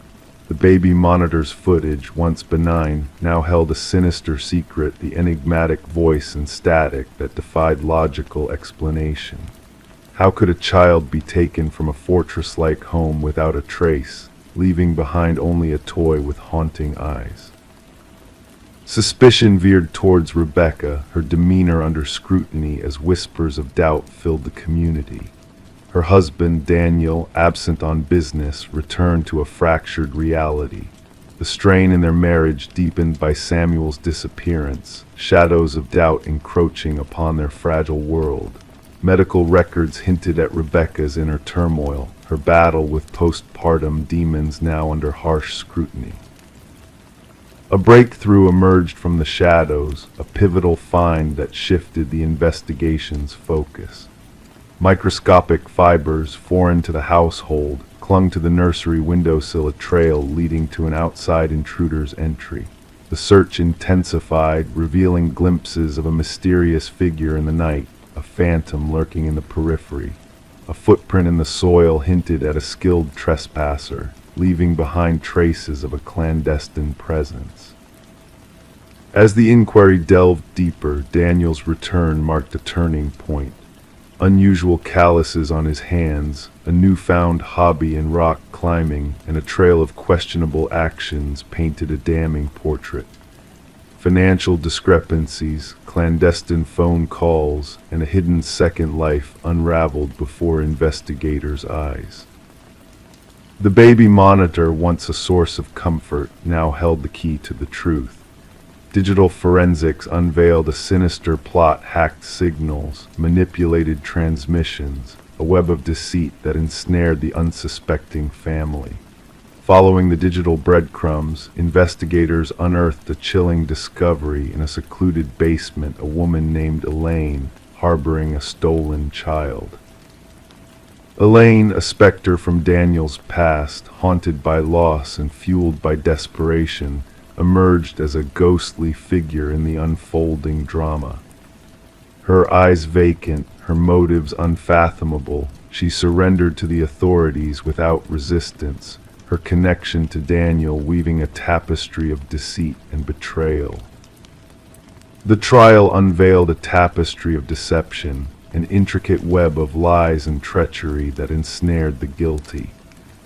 The baby monitor's whispered secrets, once dismissed as mere interference, now echoed with the truth, a chilling reminder of the darkness that lurked within familiar walls. As justice was served, Rebecca and Samuel sought solace in a new beginning, far from the shadows of the past. The monitor, a silent witness to their harrowing ordeal, held a truth that transcended words, a reminder of the resilience that emerged from the depths of despair. In the hush of night, as sleep beckoned with its soothing embrace, the tale of the vanished child and the shattered illusions whispered through the darkness, a haunting lullaby that echoed through the corridors of time. Story 21. The old Polaroid held secrets in its faded hues, capturing a birthday celebration lost to time. Among the smiling faces and flickering candles, there lurked a mystery, a shadowy figure, distant yet ever closer with each passing photo. When Sarah Winters unearthed the box of forgotten memories from her mother's attic, she stumbled upon a chilling discovery that set her on a path to unravel the enigma that haunted her past. The collection of aged photographs should have brought solace, a glimpse into happier days of family gatherings. Instead, it unveiled a sinister truth that sent shivers down Sarah's spine. The figure in the background, a man unseen by memory, yet present in every frame, growing bolder with each snapshot. As Sarah peered into the eyes of the shadowy intruder, she felt a chill crawl down her spine. She reached out to her father, seeking answers to the unsettling mystery that had unveiled itself through the lens of time. But his response was laden with disbelief, denying the existence of a stranger among the cherished memories. Seeking clarity, Sarah turned to Detective Marcus Reed, laying out the eerie progression of the unknown figure through the photographs. The detective, weathered by years of unraveling mysteries, studied the evidence with a keen eye, his intuition sensing a malevolent presence lurking within the captured moments of joy. With each photo meticulously examined, a sense of foreboding grew thicker in the air. The figure's calculated movements hinted at a sinister purpose, a specter from the past weaving through the tapestry of family gatherings with unseen intentions. As the investigation delved deeper, hidden details began to surface, revealing a connection to a dark chapter in the region's history. Dental records and enhanced images painted a grim picture, linking the shadowy figure to a long-forgotten maintenance worker, Robert Keller, who had vanished amidst a cloud of suspicion surrounding child abductions. The revelation sent shockwaves through Sarah's world, unraveling a web of secrets that had long been buried beneath layers of time. The figure in the photos, once a haunting presence on the fringes of memory, now stood exposed as a harbinger of unspeakable horrors that had plagued families for decades. Amidst the chilling revelations, closure came in the form of grim discoveries, the remains of missing children unearthed from the shadows of the past. The truth, though grim, brought a semblance of justice to the families who had long awaited answers to their unending grief. As Sarah sat alone, enveloped by the weight of the revelations, she realized that some nightmares linger beyond the confines of sleep. The box of photos held not just memories, but a testament to the unseen dangers that lurk in the corners of celebration, waiting to surface when least expected. With a heavy heart, Sarah returned the photos to their resting place, a silent reminder of the hidden figures that move through the world unseen, leaving behind a trail of darkness in the wake of captured moments frozen in time. Story 22, The Enigmatic Victorian. She crossed the threshold, the dust dancing in the stagnant air around her. The abandoned Victorian stood frozen in time, its decaying walls and shrouded furniture telling tales of neglect. Every room she entered felt like a déjà vu, a loop leading her back to the parlor where a sense of eerie stillness lingered. But the front door she had entered through had vanished, trapping her in a maze of familiar yet unfamiliar spaces. Detective Sarah Lind found herself at the heart of a chilling mystery as she stood in the dimly lit Victorian, where the body of Morgan Pierce had been discovered. The house, once a mere curiosity, now held secrets darker than the legends whispered by the locals. Morgan, found peacefully seated in an antique chair, seemed to be waiting for someone, her hands folded neatly in her lap, her expression serene. As the investigation unfolded, it revealed Morgan's fascination with the house's architectural anomalies and mysterious spatial inconsistencies. Her research led her to explore the depths of the Victorian, where doors led to ever-changing rooms and the walls seemed to whisper secrets of their own. But her exploration ended tragically, her body showing signs of unexpected asphyxiation. Clues emerged pointing to a rare alkaloid in Morgan's system, hinting at a substance used in shamanic rituals known to distort perception. Her deleted messages hinted at a mysterious connection to someone who shared her intrigue for the enigmatic house. Adam Reeves, an architectural historian, emerged as a key figure, his knowledge of spatial phenomena drawing Morgan deeper into the house's mysteries. Yet Reeves had an alibi, leading the investigation down a different path.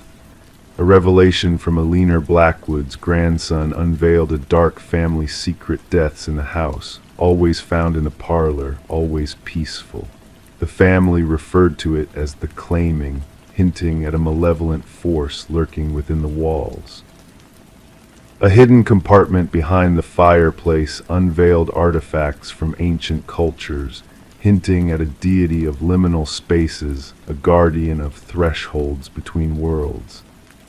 The discovery of Morgan's missing equipment added a layer of complexity to the case, as partial fingerprints not matching known individuals were found throughout the house. The investigation took a tragic turn with Reeves' death, mirroring Morgan's demise with the same alkaloid in his system. Clutched in his hand was a key that unlocked the hidden chamber, tying him to the mysteries of the house in ways beyond comprehension. His final email hinted at a truth that transcended physical boundaries, a perception trap that held those who delved too deep into the house's secrets. The Victorian, now condemned and shrouded in whispers of the supernatural, stands as a monument to the unknown. Lights flicker within its walls on certain nights, and stories circulate of visitors who vanish into its depths, never to return. Some believe the house claims those who dare to unravel its mysteries, while others see Morgan and Reeves as pioneers who glimpsed into realms beyond our reality. The truth remains elusive, like a phantom door in a house where every path leads back to the beginning. The Victorian stands as a silent sentinel, guarding its secrets with a patience as eternal as time itself. Story 23. The ancient apartment exuded a sense of history, its time-worn walls holding secrets whispered by time itself. The heating system let out a low, mournful groan, the pipes rattling like a chorus of forgotten memories. It was all part of the building's old soul, or so they believed. But then in the quiet hum of the night she heard it, a voice soft and insistent, weaving through the vents like a ghostly thread. It wasn't the typical chatter of neighbors or the creaks of settling wood. It was a whisper calling to her, beckoning her closer. Intrigued yet apprehensive, she lined in, her heart quickening with each word that caressed her ears. A rush of icy air brushed against her cheek, carrying with it a message almost teasingly spoken: "I know you're listening." Detective Morgan Shaw found herself standing in the heart of the empty apartment, a still figure amidst the flurry of forensics experts diligently working around her. Cameras clicked and flashed, freezing the scene in time. Alina Reeves, the missing woman whose fate had led them here, had been absent for a week before the stench raised alarm, and what they uncovered within the ventilation system defied logic. Reports of voices through the vents, Officer Patel recounted from his notes, dismissed as mere building quirks by management. Shaw's keen eyes caught the scratches etched around the vent, signs of a struggle that transcended mere structural sounds. These marks weren't born of tools, she mused quietly. The desperation engraved in the metal hinted at a frantic attempt to escape from the inside out. Alina, a beloved kindergarten teacher with a penchant for nurturing life, had left behind a world puzzled by her sudden disappearance. Her classroom flowers bloomed in silent tribute. Her absence felt like a void in the hearts of those who knew her kindness. And then her sister's voice, laden with sorrow, painted a picture of a woman haunted by unseen specters. She feared eyes on her, voices in the walls, the sister confided, her voice quivering with emotion. Shaw scanned the apartment anew, her gaze lingering on the meticulously made bed, the abandoned coffee mug, the chair placed just so beneath the vent as if waiting for a clandestine conversation. The forensic revelations only deepen the mystery. Fibers intertwined in the grate matched Alina's cherished cardigan. A foreign fingerprint, not hers, lingered on the inside of the vent cover. But it was the recording salvaged from Alina's phone that sent shivers down Shaw's spine. Alone in her car, raindrops tapping a haunting melody, she listened. Alina's voice, timid and afraid, seeking validation from the unseen. And then the chilling reply, a whisper from the shadows, "Elena, dear Elena. Let me in." The building's past whispered tales of its own, a history marred by departing tenants, tales of spectral noises, of a resident plagued by phantom voices. Harold Weber, the unassuming superintendent, bore witness to it all.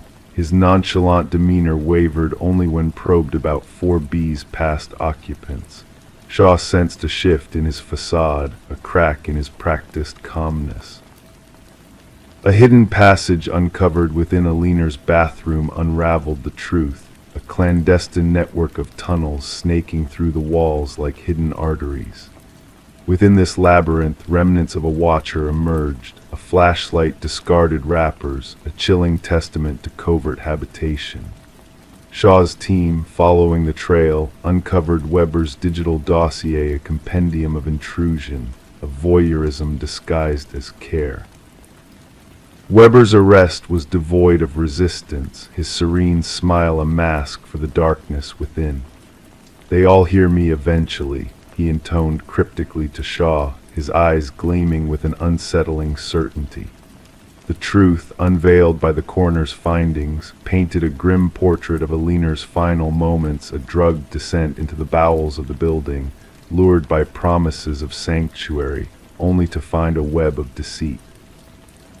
As the trial unfolded, Weber's facade of delusion crumbled under the weight of evidence. His meticulous cataloging of lives disrupted, of souls tarnished, stood as a testament to his twisted devotion. The jury's swift verdict echoed through the courtroom, a condemnation of a man who made walls whisper, who turned homes into prisons.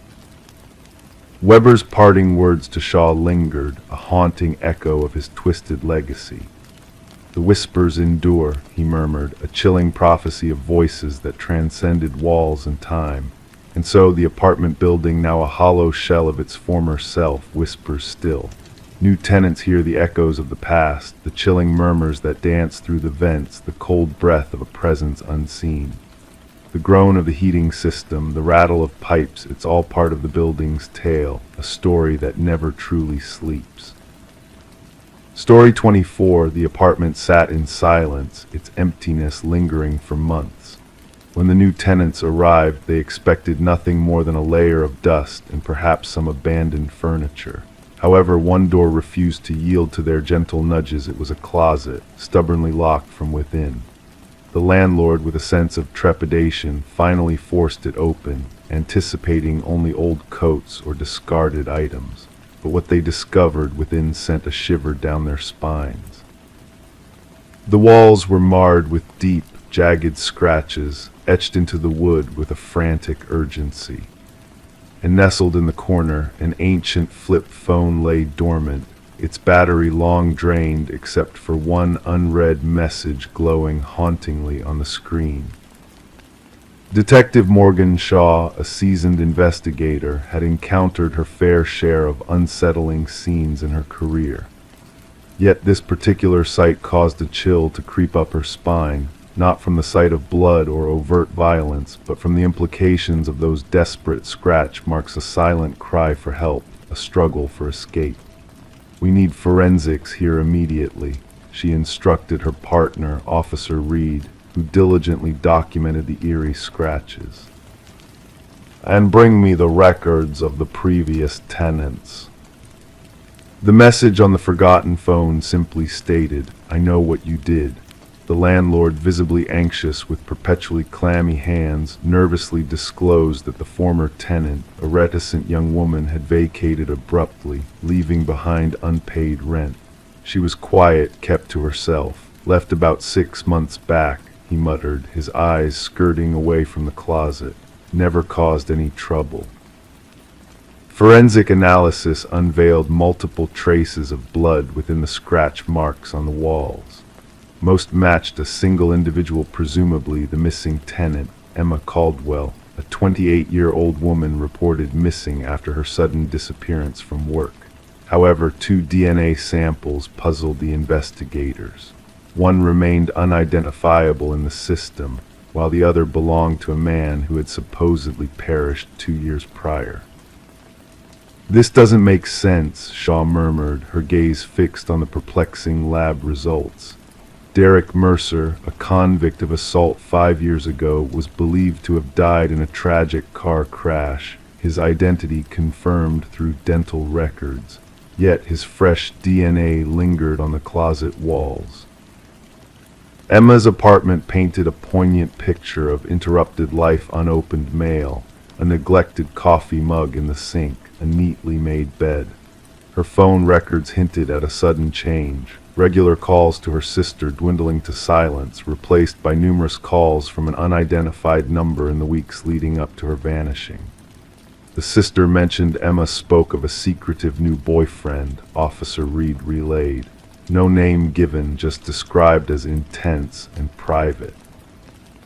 Surveillance footage from a nearby store captured Emma's entry into her building one fateful night, trailed shortly after by a mysterious man in a cap, carefully concealing his face from the cameras. Breakthrough arrived when partial fingerprints belonging to Derek Mercer were discovered on the closet's doorknob.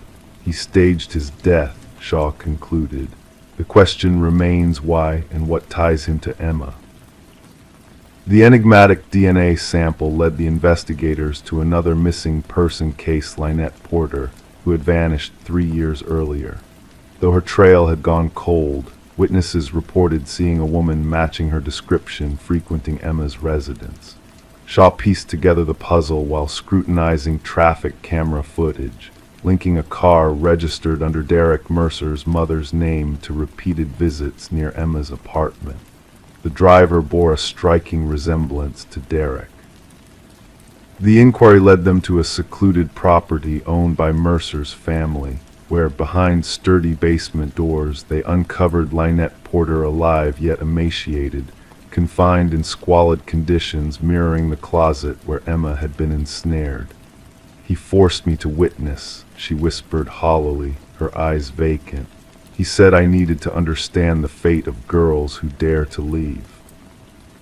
A trail of evidence emerged, journals detailing Mercer's fixation on dominance, photographs of women resembling Emma and Lynette, and most damning of all, video recordings of Mercer coercing Emma into the claustrophobic closet.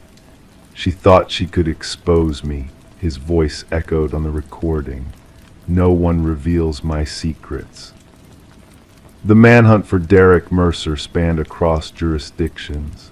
As authorities scoured for him, forensic psychologists constructed a bone-chilling profile. Mercer didn't just seek to end lives, he craved to inflict torment, relishing the sight of hope withering away in confined spaces. Upon his eventual capture at a bus terminal, Mercer carried a new identity and a ticket to a coastal destination. Within his backpack lay a roll of duct tape, a hunting knife, and a newspaper clipping chronicling Emma's disappearance. During interrogation, Mercer maintained a disconcertingly serene demeanor. "She sent that message herself," he asserted about the phone. "She desired to be discovered, but she didn't merit salvation." The subsequent trial unveiled Mercer's elaborate scheme to feign his demise, utilizing dental records from a vagrant whose features mirrored his own. For 2 years he had eluded detection, preying on women resembling his initial victim. Emma's remains were never located. Forensic findings suggested she had met her end within that unforgiving closet, etching desperate pleas on walls that remained indifferent to her plight. The enigmatic message on the phone had been her final effort to implicate her assailant. She had messaged herself from Mercer's phone while he slumbered, knowing her fading battery would immortalize her plea when the device eventually powered down. After just 4 hours of deliberation, the jury returned a unanimous guilty verdict on all charges. As the sentence of life imprisonment without parole was handed down, Mercer's lips curled into a faint smile, as if the outcome aligned with a private rationale only he comprehended. At the sentencing, Lynette Porter addressed the court. He confined us in cramped spaces because that's where his mind dwells trapped in shadows. However, while he decays in his cell, I'll be basking in the sunlight. The case revolutionized departmental procedures for missing person investigations, emphasizing the scrutiny of relational patterns and rental property surveys. Detective Shaw preserved the closet door from Emma's apartment, mounting it in her office, a poignant reminder that the most harrowing crime scenes aren't always drenched in blood, but in the desperate imprints of those battling to endure. Story 25, The Unseen Observer.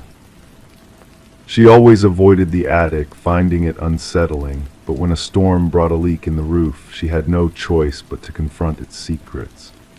The attic was a realm of forgotten things, shrouded in dust and cobwebs. Amidst the shadows in the distant corner sat an ancient dollhouse, exquisitely detailed, its miniature furniture arranged with meticulous care.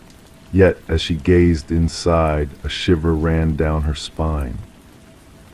The figures within were not mere dolls, they were tiny, intricately hand-carved replicas of her own family, each figure placed exactly where they sat downstairs, except for one. The figure meant to portray her stood near the attic door, a silent sentinel. Rebecca Morgan hesitantly traced her finger over the roof of the dollhouse, feeling the indent where the tiny wooden figure stood. The discovery sent a chill through her body, beyond the icy draft whispering through the attic's ancient beams. The dollhouse had no place in this setting. This was not her childhood home, but a rental property her family had recently moved into. The unsettling saga began with Rebecca's frantic call to the authorities. Officers arrived at the suburban house to find a family in turmoil, gathered in the living room, refusing to venture back upstairs. Detective Sarah Harmon, the lead investigator, initially brushed off their distress as a prank or a trick of the mind in a new environment. Yet the astonishing attention to detail in the dollhouse figures caught Detective Harmon's attention. Each tiny figurine captured a unique aspect of the family members: the father's receding hairline, the son's favored hoodie, even the mother's small birthmark, she later recounted. The investigation took a chilling turn when forensic teams uncovered fingerprints on the dollhouse belonging to none of the family members. Even more disturbing were the microscopic cameras hidden in the eyes of each miniature figure, all linked to a sophisticated surveillance system concealed beneath the dollhouse. Delving into the Morgan family's activities in the days leading up to the discovery revealed a disquieting revelation. The positions of the figures in the dollhouse didn't just mimic the family's recent whereabouts, but mirrored precise moments from different days, hinting at a voyeur who had been studying them closely. We soon realized this was not a mere case of stalking, Detective Harmon explained. The level of obsession displayed by the perpetrator was unprecedented in criminal psychology. The investigation uncovered a concealed entrance to a basement, camouflaged behind a false pantry wall. Inside, investigators stumbled upon a makeshift living area, suggesting someone had been dwelling beneath the family's feet for weeks. Food remnants, water bottles, and a sleeping bag painted a picture of a covert resident. The absence of forced entry confounded investigators. Property records revealed the house lay vacant for nearly a year before the Morgans moved in. The previous owners, an elderly couple, had passed away within a short span. Their son oversaw the estate sale and subsequent rental of the property. Interrogations with neighbors yielded little insight, except for one elderly lady who sporadically noticed lights in the house during its unoccupied period. I assumed it was the real estate folks showing the property, she remarked. Never occurred to me someone might be living there without permission. The breakthrough emerged through digital analysis. Tracing the data from the miniature cameras led investigators to an apartment across town. Inside, walls adorned with photos of the Morgan family and prior residents of the house revealed a disturbing obsession. Journal entries meticulously documented the daily routines of each family member. The most harrowing find was a workshop filled with partially constructed dollhouses, each representing different homes in the vicinity. The apartment belonged to Martin Wells, the son of the former homeowners. Financial records unveiled mounting debts after his parents' demise. Instead of selling the house outright, he had fashioned a covert living space, overseeing the property while collecting rent. The dollhouse served as his command center, elucidated the forensic psychologist involved. Each figure symbolized someone under his watchful gaze. The figure of Rebecca by the attic door wasn't a threat, but a nod to her discovery of his surveillance system. During interrogation, Wells remained eerily composed, detailing his motives. They were living in my childhood home, sleeping in my parents' room. I needed to ensure they treated it with respect. Regarding the positioned figures, he chillingly stated, I wanted them to know I was always watching. Psychological assessments unveiled a convoluted case of possessive fixation. Wells struggled to cope with losing his childhood abode and devised an intricate system to assert control over it. The dollhouse became his conduit to possess both the property and its inhabitants. The Morgan family never returned to the house. Rebecca recalled that what haunted her most wasn't discovering the dollhouse, but comprehending its implications. Someone had been observing us all along, molding our lives, reducing us to mere playthings. The true terror wasn't the dollhouse itself, but realizing we were mere pawns to be manipulated and watched. Wells faced charges of stalking, invasion of privacy, illegal surveillance, and breaking and entering. The case catalyzed a review of property disclosure laws concerning deaths and the duty of agents to ensure homes are vacated properly before new tenants occupy them. At sentencing, the judge highlighted the profound violation endured by the Morgan family. You didn't just invade their residence, but their sense of security and independence. You witnessed their most intimate moments and recreated them for your twisted pleasure. What unsettles criminologists about this case is how long Wells might have operated unnoticed had Rebecca not unearthed the dollhouse. Examination of his journals hinted at a 2-year span of secret residency in various homes, crafting dollhouses for each observed family. The Morgans eventually relocated far away, yet Rebecca confessed in her victim impact statement to persistent anxiety, habitually checking closets and hidden spaces. She rid their new abode of all dollhouses and miniatures. Some days I still feel eyes upon me, she lamented. I wonder if somewhere a miniature version of myself is being maneuvered in a dollhouse I have yet to discover. Story 26. The hotel lay in the shadows of obscurity, a relic of a bygone era where transient souls sought brief respite. The weary clerk passed her the key with a cryptic warning, his gaze laden with unspoken mysteries. Just avoid the last door on the left, his voice barely a whisper. Intrigue stirred within her, a silent beckoning to the forbidden. That night, amidst the hushed whispers of the hallway, she found herself drawn to that ominous door. The brass handle sent shivers through her as she reached out, the wood cool beneath her touch. To the casual observer, it was just another door, nondescript and unassuming until she pressed her ear against its solid surface. A faint, haunting breath brushed against her, a presence unseen but deeply felt.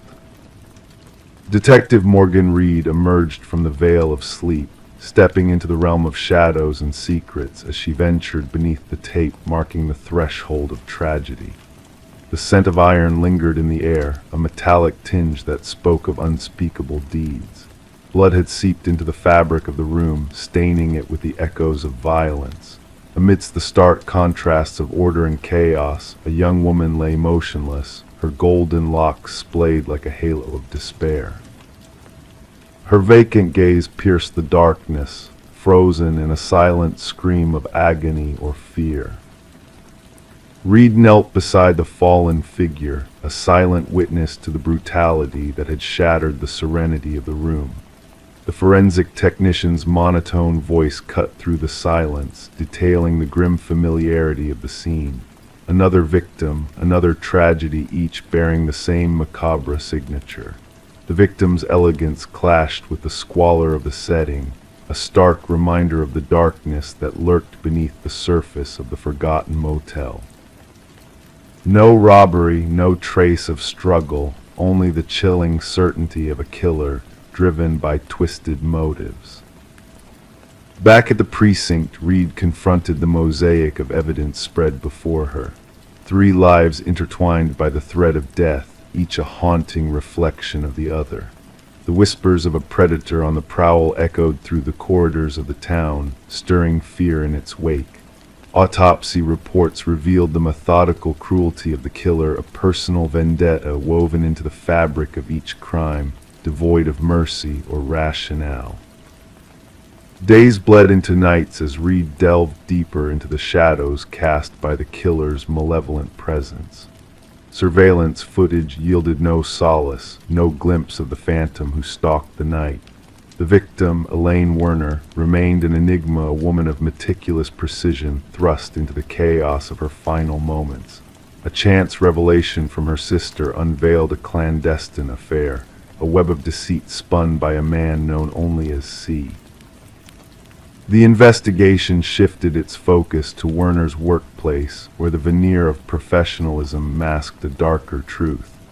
A chance discovery led Reed to Charles Emerson, a man of impeccable reputation cloaked in shadows of suspicion. Beneath the facade of innocence lurked a predator, a man who played the role of a devoted husband while leading a double life of deceit and betrayal. As the web of deception unraveled, Emerson's mask slipped, revealing the darkness that dwelled within. His confession echoed through the sterile walls of the interrogation room, a chilling admission of guilt tainted by delusion. The trial unveiled the depths of his depravity, the emptiness that lay behind his polished facade. Justice was served, but for Reed, the echoes of the door on the left case lingered, a reminder of the fragility of trust and the depths of human depravity. In the stillness of the evidence locker, 3 keys lay dormant, relics of a nightmare that refused to fade. Reed, haunted by the specter of the past, found herself wandering down hotel corridors, counting doors in silent contemplation. Behind each door, a story untold, a secret whispered in the shadows, a reminder that some doors, once opened, reveal a darkness that can never be truly extinguished.